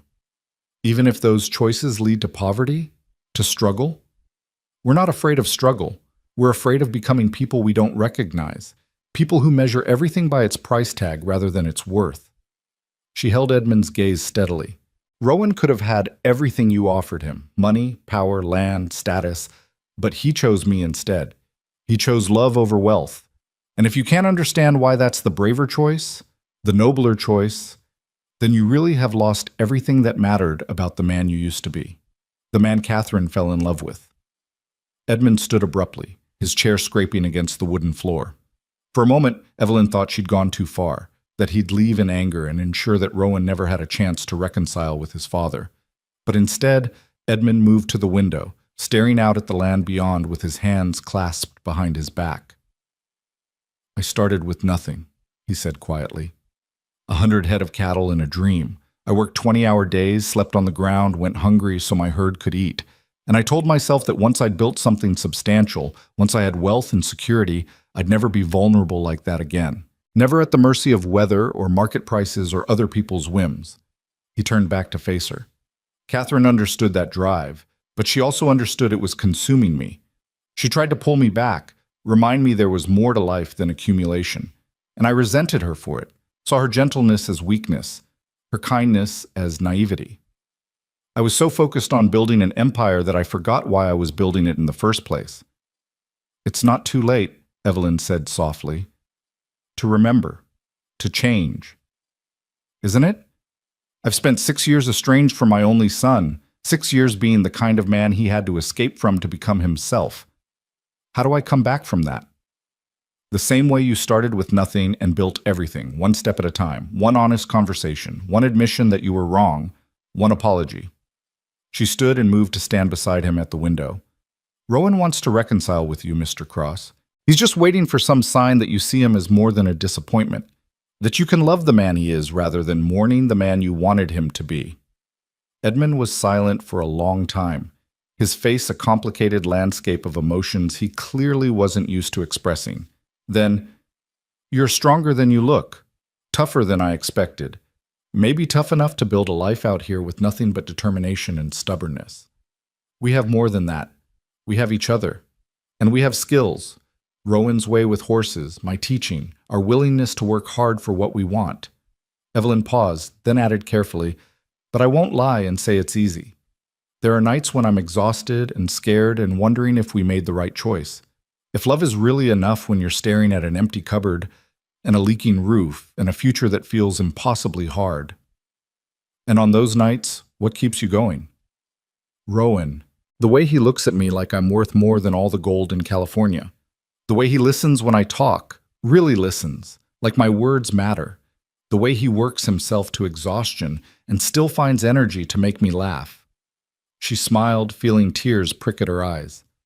Your son is the best man I've ever known, Mr. Cross. And if poverty is the price of being loved by him, then I'll pay it gladly for the rest of my life.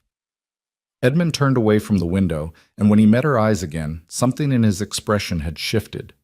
I came here today prepared to offer you money, a substantial sum to walk away, to let Rowan return to his responsibilities without the distraction of...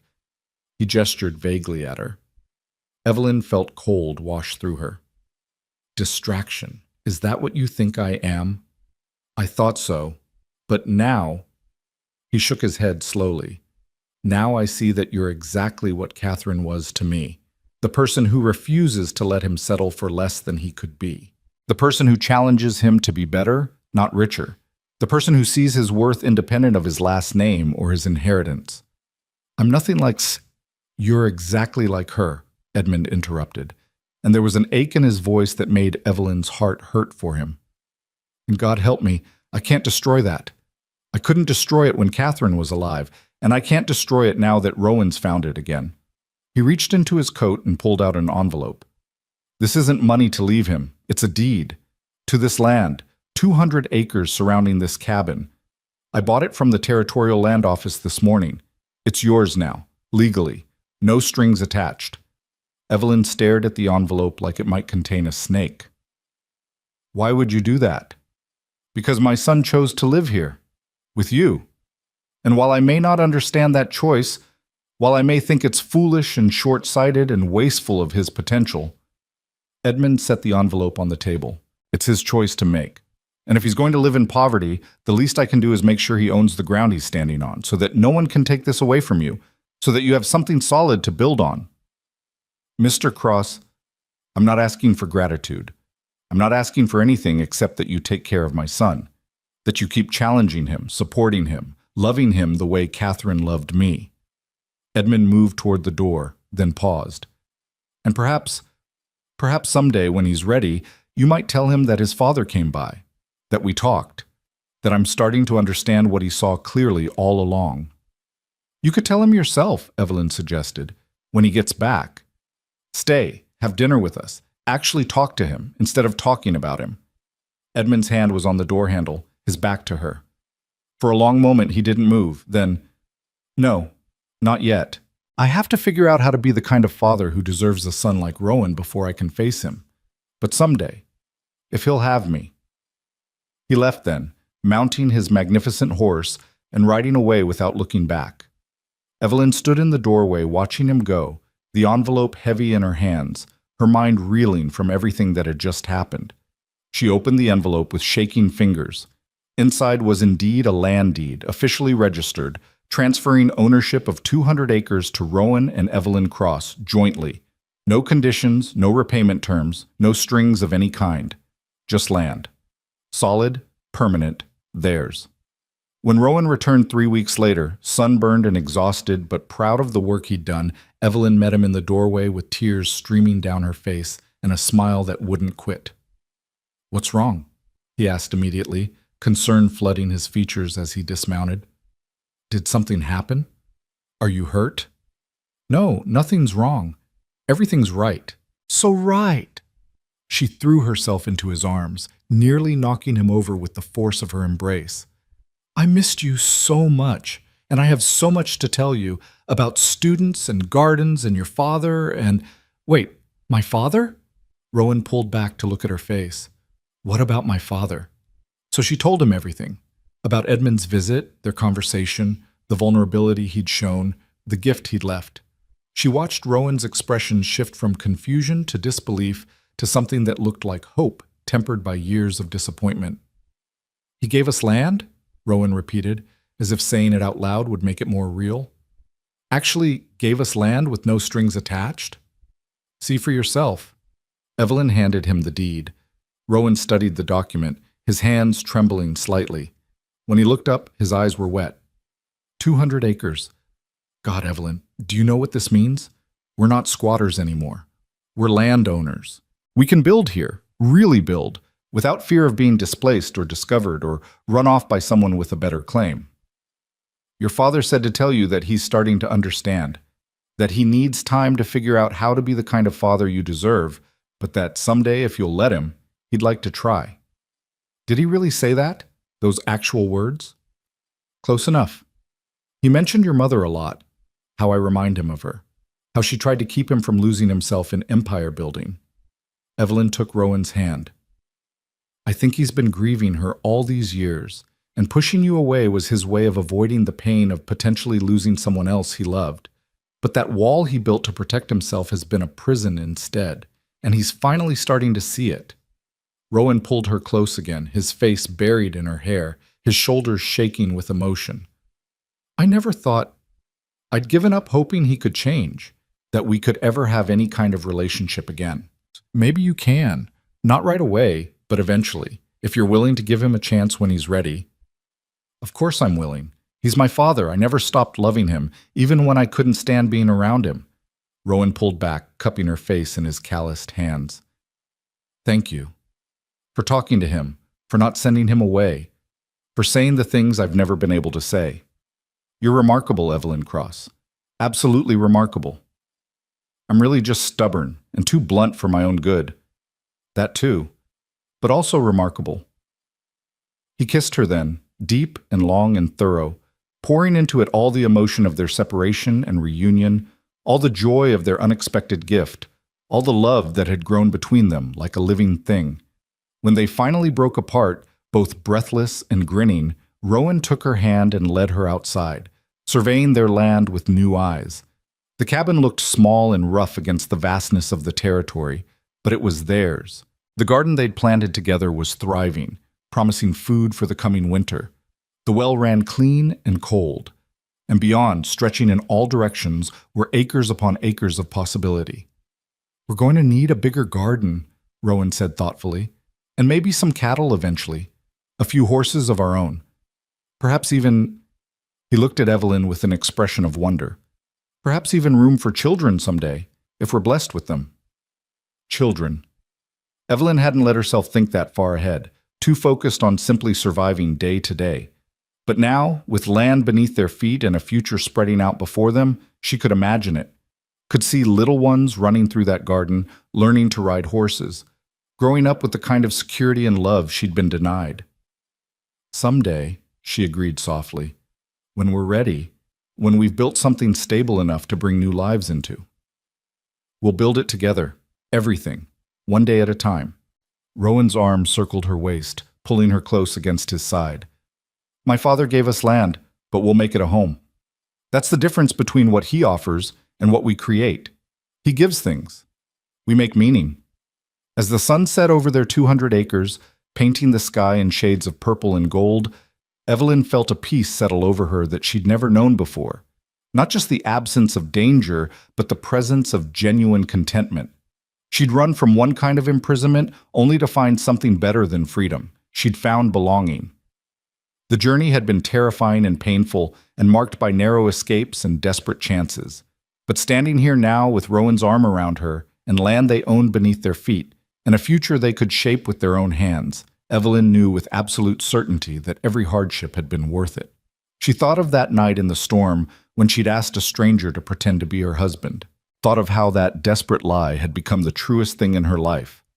Thought of how sometimes the best things come from the worst circumstances. How grace can emerge from chaos. How love can bloom in the most unlikely soil. What are you thinking? Rowan asked, sensing her reflective mood.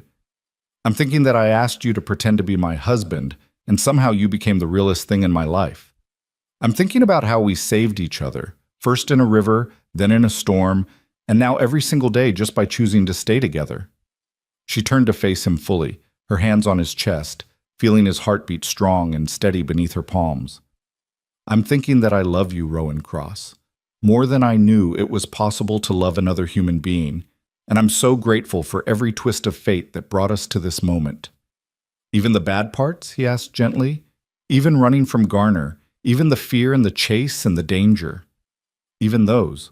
Because without them, I never would have fled into that storm. Never would have met you.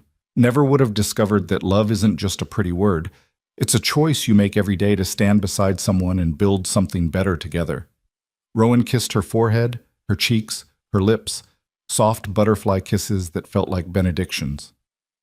Then I'm grateful too, for the storm that brought you to me, for your courage in running, for the miracle of finding each other twice, for all of it. They stood there as darkness fell completely, watching the first stars appear in the endless Wyoming sky. Somewhere far away, Edmund Cross was beginning his own journey toward redemption.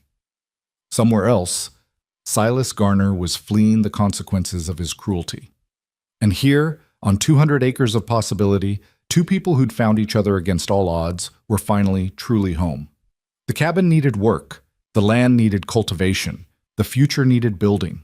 But they had time, they had each other, and most importantly, they had the will to create something beautiful from the raw materials of determination and love. It was enough. It was more than enough. It was everything. The seasons turned, and with them came the slow, steady transformation of their land from wilderness into home. Autumn arrived first, painting the cottonwoods gold and filling the air with the scent of approaching winter. Rowan and Evelyn worked from dawn to dusk, racing against the cold, determined to make the cabin weatherproof before the first snows fell. They expanded the structure, adding a proper bedroom and a small storage room for provisions. Rowan built furniture with his own hands, a real bed frame, sturdy chairs, shelves for the growing collection of books Evelyn was accumulating from families whose children she taught. Each piece was simple but solid, made with care and built to last. Evelyn sewed quilts from scraps of fabric traded for her teaching services, their patterns telling the story of their first year together in patches and stitches. The garden yielded more than they'd hoped: tomatoes and squash, beans and potatoes, enough to fill their small root cellar and trade with neighbors for other necessities. They acquired 3 chickens from a grateful family whose daughter had learned to read under Evelyn's patient instruction, and the birds provided eggs that felt like luxury after months of making do with so little. But it was hard work, harder than either of them had fully anticipated. There were days when Rowan came home so exhausted from breaking horses or mending fences for neighboring ranchers that he could barely eat before collapsing into bed. There were nights when Evelyn lay awake worrying about whether they'd have enough food to last the winter, whether the cabin would hold against the fierce Wyoming storms, whether they'd made a terrible mistake in thinking love alone could sustain them. On one such night, as the first real blizzard of the season howled outside their walls, Evelyn finally voiced her fears. "What if we can't make it?" she whispered into the darkness. "What if all this work, all this struggle, isn't enough?" Rowan pulled her closer, his arm tightening around her waist. "Then we'll figure something else out. We'll adapt. We'll change our approach. We'll do whatever we have to do. But we won't quit, Evelyn. We didn't survive everything we survived just to give up because things got difficult." "Your father's offer is still out there," she said carefully. "You could go back, reconcile with him, take your place in the family business. We'd have security, comfort, a future without constant worry about where the next meal is coming from. Is that what you want?" Evelyn was quiet for a long moment, listening to the wind scream and the cabin creak around them. "No," she finally admitted. "I want this. I want the struggle and the uncertainty and the knowledge that everything we have, we earned ourselves. I want to wake up beside you knowing we built this life with our own hands. Sometimes I get scared that wanting it isn't enough to make it work. Wanting it is only the beginning. The work is what makes it real." Rowan's voice was steady in the darkness. "And we're doing the work, both of us. Look at this cabin. 6 months ago, it was barely shelter. Now it's a home. Look at that garden. We grew food from nothing but dirt and seeds and determination. Look at us. We were strangers running from danger, and now we're partners building something that will outlast us both." "You really believe that? That what we're building will last?" "I believe that love like ours doesn't come along often. And when it does, it's worth fighting for, worth struggling for, worth every cold night and hungry day and moment of doubt." He kissed the top of her head. "Besides, we're not alone in this anymore. Tom checks on us. Your students' families look out for us. Even my father, in his way, is watching from a distance, making sure we have what we need. We're part of a community now, Evelyn. That's worth more than all the wealth in my father's accounts." The blizzard lasted 3 days, burying their cabin in snow up to the windows. But inside, they stayed warm and safe, rationing their supplies carefully, telling each other stories to pass the time. Rowan talked about his childhood before his mother died, when his father had been different, stern but loving, demanding but fair. Evelyn shared memories of her sister, keeping Sarah alive through words and laughter even though she'd been gone for so many years. When the storm finally broke and they dug their way out into a world transformed by white, they found a package on their doorstep: food supplies, warm blankets, and a note in Tom's familiar scrawl. "Figured you might need these. Pay it forward when you can." Evelyn cried when she read it, overwhelmed by the kindness of a man who barely knew them but had appointed himself their guardian anyway. Rowan held her as she wept, understanding that these were good tears, grateful tears, the kind that came from recognizing you weren't as alone as you feared. Winter deepened, but they endured. They learned to read the weather, to prepare for storms before they hit, to make their supplies stretch further than seemed possible. Rowan took on more work, hiring himself out to ranchers who needed experienced hands for the hardest jobs. Evelyn expanded her teaching, taking on adult students who'd never learned to read and were determined to master it before they died. The money was never much, but it was steady, and slowly their resources grew. Spring came like a revelation, the snow melting to reveal mud and dead grass that would soon transform into green. With the thaw came visitors, neighbors they'd helped through the winter, families whose children Evelyn had taught, fellow homesteaders who'd heard about the young couple making something from nothing and wanted to see for themselves. And one warm April morning, as Evelyn was planting the season's first seeds, a familiar rider appeared on the horizon. Edmund Cross had returned. But this time, he wasn't alone. Beside him rode a woman, middle-aged, handsome, with kind eyes and a warm smile. And behind them came a wagon loaded with lumber, tools, glass windows, and supplies enough to transform their simple cabin into something approaching a real house. Rowan had been mending fence when he saw them coming. He dropped his tools and started walking toward the approaching party, his pace quickening until he was nearly running. Evelyn watched from the garden, her heart in her throat, as father and son met in the middle of the clearing. For a long moment, they just stood there, facing each other across years of hurt and misunderstanding. Then Edmund extended his hand and Rowan took it. The handshake transformed into an embrace, both men's shoulders shaking with emotion too long suppressed. "I'm sorry," Evelyn heard Edmund say, his voice carrying across the distance. "For everything. For not seeing you, for trying to make you into something you weren't, for being so blinded by my own ambitions that I drove away the only family I had left. I'm so sorry, son." "I'm sorry too," Rowan replied, his voice thick. "For leaving the way I did. For not trying harder to make you understand. For letting pride keep us apart for so long." They talked for a long time, sitting on the fence rail while the spring sun climbed higher, years of accumulated hurt and resentment slowly dissolving in honest conversation. Evelyn gave them privacy, turning her attention to the woman who'd accompanied Edmund. "Mrs. Cross, I'm Margaret Hartley," the woman introduced herself with a warm handshake. "I'm Edmund's, well, I suppose you'd call me his companion. We've been courting for the past few months." Evelyn's surprise must have shown on her face because Margaret laughed kindly. "I know, it shocked everyone who knew him. Edmund Cross, the man who swore he'd never love again after Catherine died, suddenly keeping company with a widow from Cheyenne. But grief can't last forever, and loneliness is a terrible thing. Your husband helped him see that, even if neither of them realized it at the time." "How did I help?" Evelyn asked, confused. "By loving Rowan the way Catherine loved Edmund, completely. Without reservation, without trying to change him into something he wasn't. Edmund saw that, and it reminded him what he'd lost, what he'd been missing. It made him realize that pushing away love didn't protect him from pain. It just guaranteed he'd be in pain forever." Margaret's smile was gentle. "I'm a widow myself, lost my husband 5 years ago. I understand what it means to lose someone you love. But I also understand that life continues, and love can bloom again if you let it. Edmund and I were helping each other remember that." Over the next few days, a small miracle occurred. Edmund and his hired men worked alongside Rowan to expand the cabin, adding proper walls, real windows, a stone foundation that would last generations. Margaret and Evelyn worked together in the garden, planning improvements and expansions, talking about everything and nothing the way women do when they're building friendship. In the evenings, they all gathered around the fire, sharing meals and stories.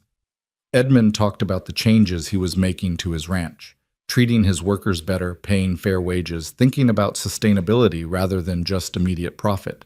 He spoke carefully at first, as if expecting criticism, but found only encouragement from his son. "You're becoming the man Mother always believed you could be," Rowan said one night, his voice quiet but firm. "She'd be proud of you, Father. I'm proud of you." Edmund's eyes grew bright with unshed tears. "I wish she could see this. See you with Evelyn. See me trying to be better. See us finally understanding each other. I think she does see it, Evelyn said softly. I think she's been watching all along, waiting patiently for both of you to find your way back to each other. On the morning of the 5th day, Edmund asked to speak with Rowan and Evelyn privately. They walked together to a rise overlooking their land, the morning sun painting everything gold. I have a proposition, Edmund began, his tone careful. Not a demand or a requirement, just an offer you're free to refuse. I want to deed you an additional 500 acres adjacent to your current land. Not as a gift this time, but as an investment in what you're building here. Rowan's expression was wary. What kind of investment? What would you want in return? Nothing. You're not already doing. You've been taking in horses to train, working for other ranchers, building a reputation for fair dealing and skilled work. I want to formalize that.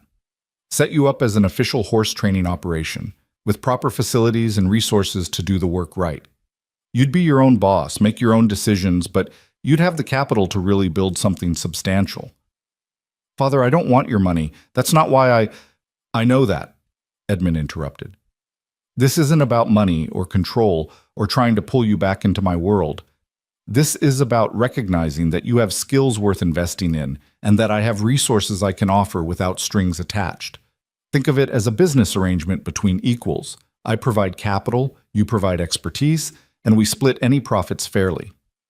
Evelyn watched Rowan's face as he processed this offer, seeing the conflict there. The pride that wanted to refuse, to prove they could do everything themselves, but also the pragmatism that recognized opportunity when it was offered honestly. Could we think about it? Rowan finally asked. Discuss it between us before making a decision? Of course. Take all the time you need. Edmund glanced at Margaret, who was waiting patiently by the wagon. We'll be in Cheyenne for the next month if you want to reach me. Whatever you decide, I'll respect it. I'm just glad we're talking again.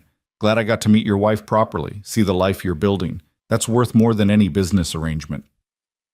After Edmund and Margaret left, Rowan and Evelyn spent hours discussing the offer, weighing the benefits against the risks, trying to see all the angles.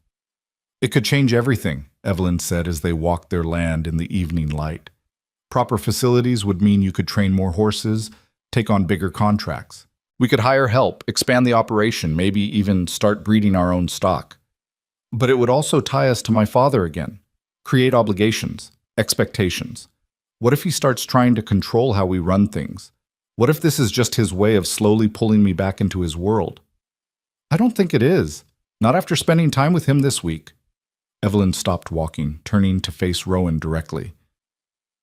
Your father is changing, Rowan.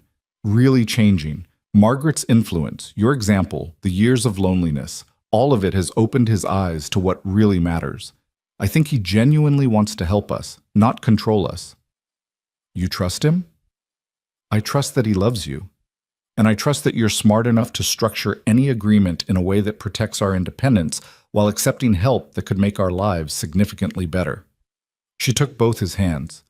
We've proven we can survive on our own. We've built something real from nothing.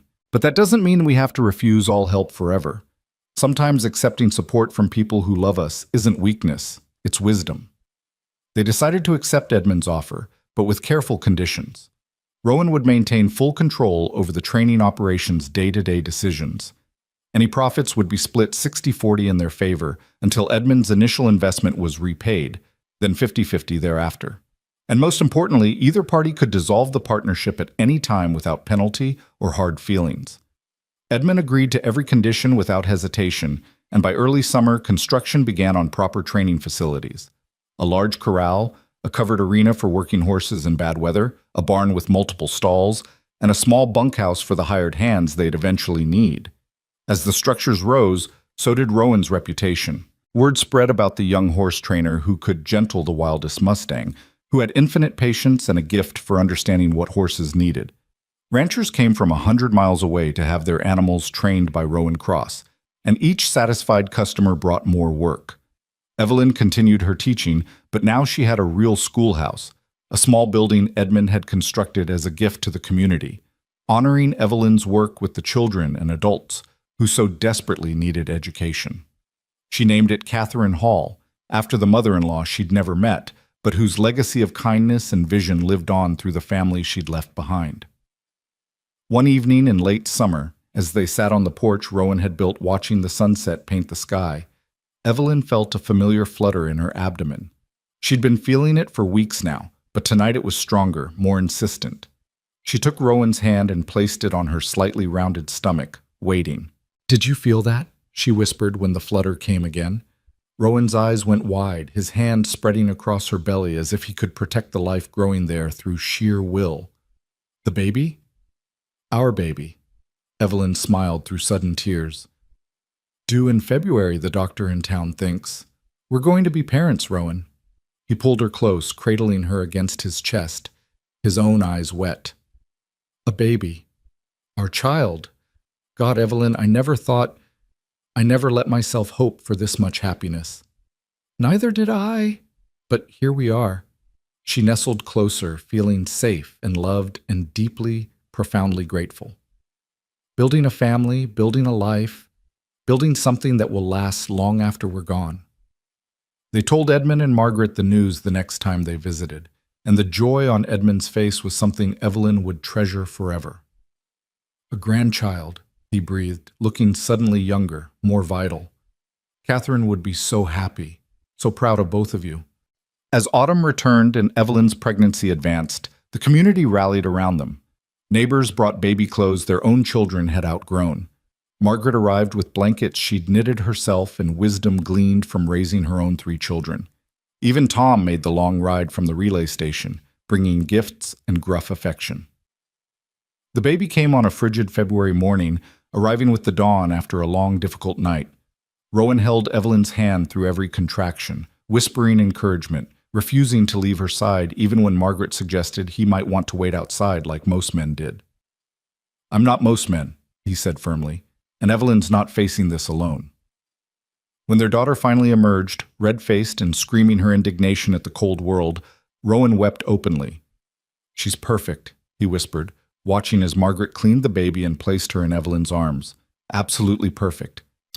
They named her Catherine, after Rowan's mother, but called her Kate from the beginning. She had Rowan's gray eyes and Evelyn's determination, making her preferences known from day one, with a will that made them both laugh and marvel. Edmund met his granddaughter when she was a week old, and the sight of the tough old rancher cradling the tiny baby with infinite gentleness made Evelyn cry all over again. "She has Catherine's eyes," Edmund whispered, touching Kate's tiny fingers. "The same color, the same expression. It's like having a piece of her back." The years flowed like water after that, each season bringing new changes and challenges. They had 2 more children, a son named Thomas, after Tom, who'd done so much to help them, and another daughter they called Sarah, honoring Evelyn's lost sister. The cabin expanded again and again, transforming into a proper house with multiple bedrooms, a real kitchen, even a parlor where Evelyn could teach her evening classes. The horse training operation grew until Rowan employed 6 full-time hands and had a waiting list of clients stretching months into the future. But he never lost touch with the hands-on work he loved, still spending hours in the corral working with difficult horses, teaching them trust and partnership rather than fear and submission.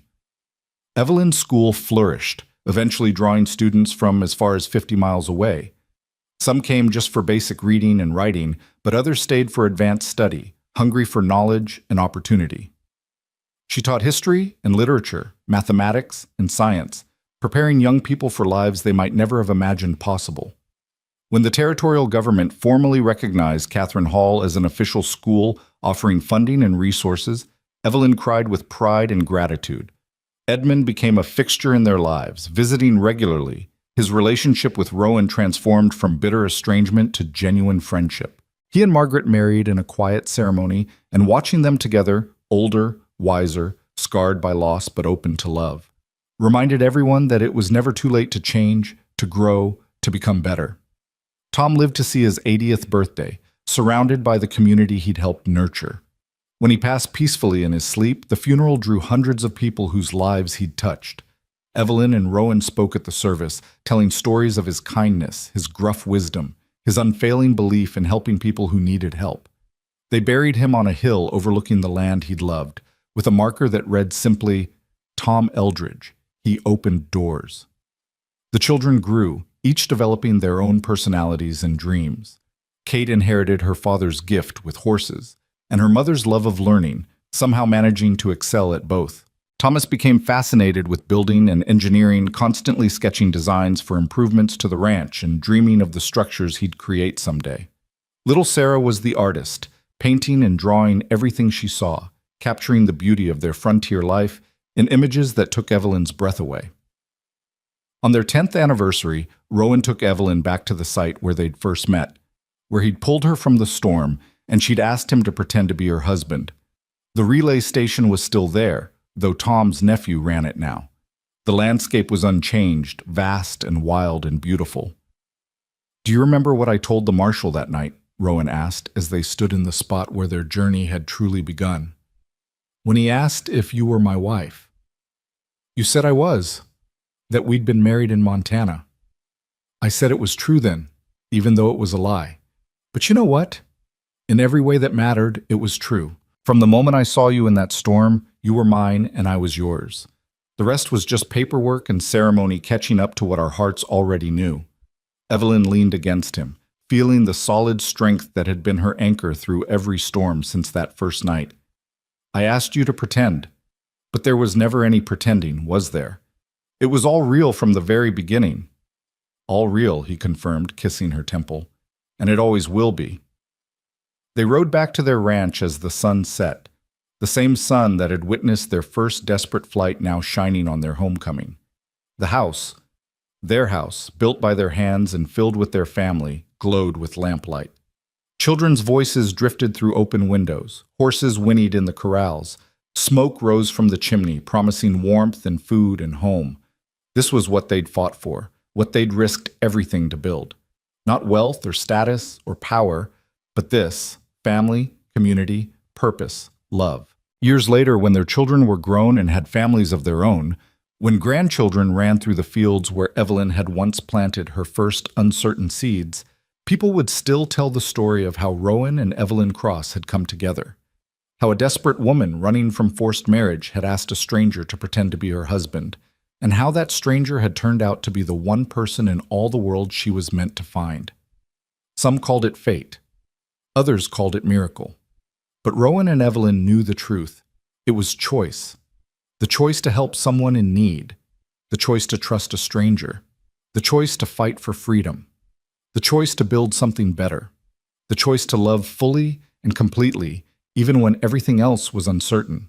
And most importantly, the choice to keep choosing each other, day after day, year after year, through storms and sunshine, poverty and prosperity, struggle and triumph. On Evelyn's 60th birthday, surrounded by children and grandchildren in the house that had grown from a one-room cabin, she found Rowan on their porch watching the sunset. His hair was silver now, his face lined with years, but his eyes were still that same storm gray, still looking at her like she was the answer to every question he'd ever asked. "Do you ever regret it?" she asked, settling into the chair beside him. "Giving up your father's empire for this life?" Rowan took her hand, the hand that still bore the scar he'd recognized all those years ago, the hand that wore his mother's silver ring, and brought it to his lips. "Not for a single moment, not for a single heartbeat. You gave me everything that matters, Evelyn, a home, a family, a purpose, a love that sustained me through everything life could throw at us. How could I regret any of that? We've had a good life, haven't we? We've had a magnificent life, and we're not done yet." They sat together as darkness fell and stars emerged one by one in the endless Wyoming sky. Inside the house, their family laughed and talked and told stories, keeping alive the history of how their family began with a question asked in desperation and answered with courage. "Can you pretend to be my husband tonight?" That single question, asked by a frightened woman to a stranger in a storm, had changed everything, had set in motion a chain of events that led to this moment, to this family, to this legacy of love and determination that would outlive them both. Evelyn thought about that night often, how close she'd come to not asking, to facing her enemies alone, to missing the great love of her life because pride or fear kept her silent. What if she'd been too frightened to speak? What if Rowan had refused? What if he'd been anyone other than exactly who he was?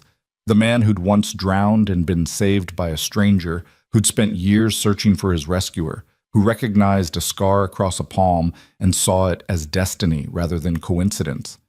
But she had asked, and he had answered, and everything that mattered had flowed from that moment of desperate courage and unexpected grace. As the last light faded from the sky and the stars shone bright above their home, Evelyn squeezed Rowan's hand. He squeezed back, and in that simple gesture was a lifetime of shared memories, of struggles overcome together, of joy multiplied by sharing, of love that had only grown stronger with passing years. "Thank you," she whispered. "For what?" "For saying yes, for pretending that night, for making it real every day since." Rowan smiled, that same smile that had captured her heart a decade ago, unchanged by time or trouble.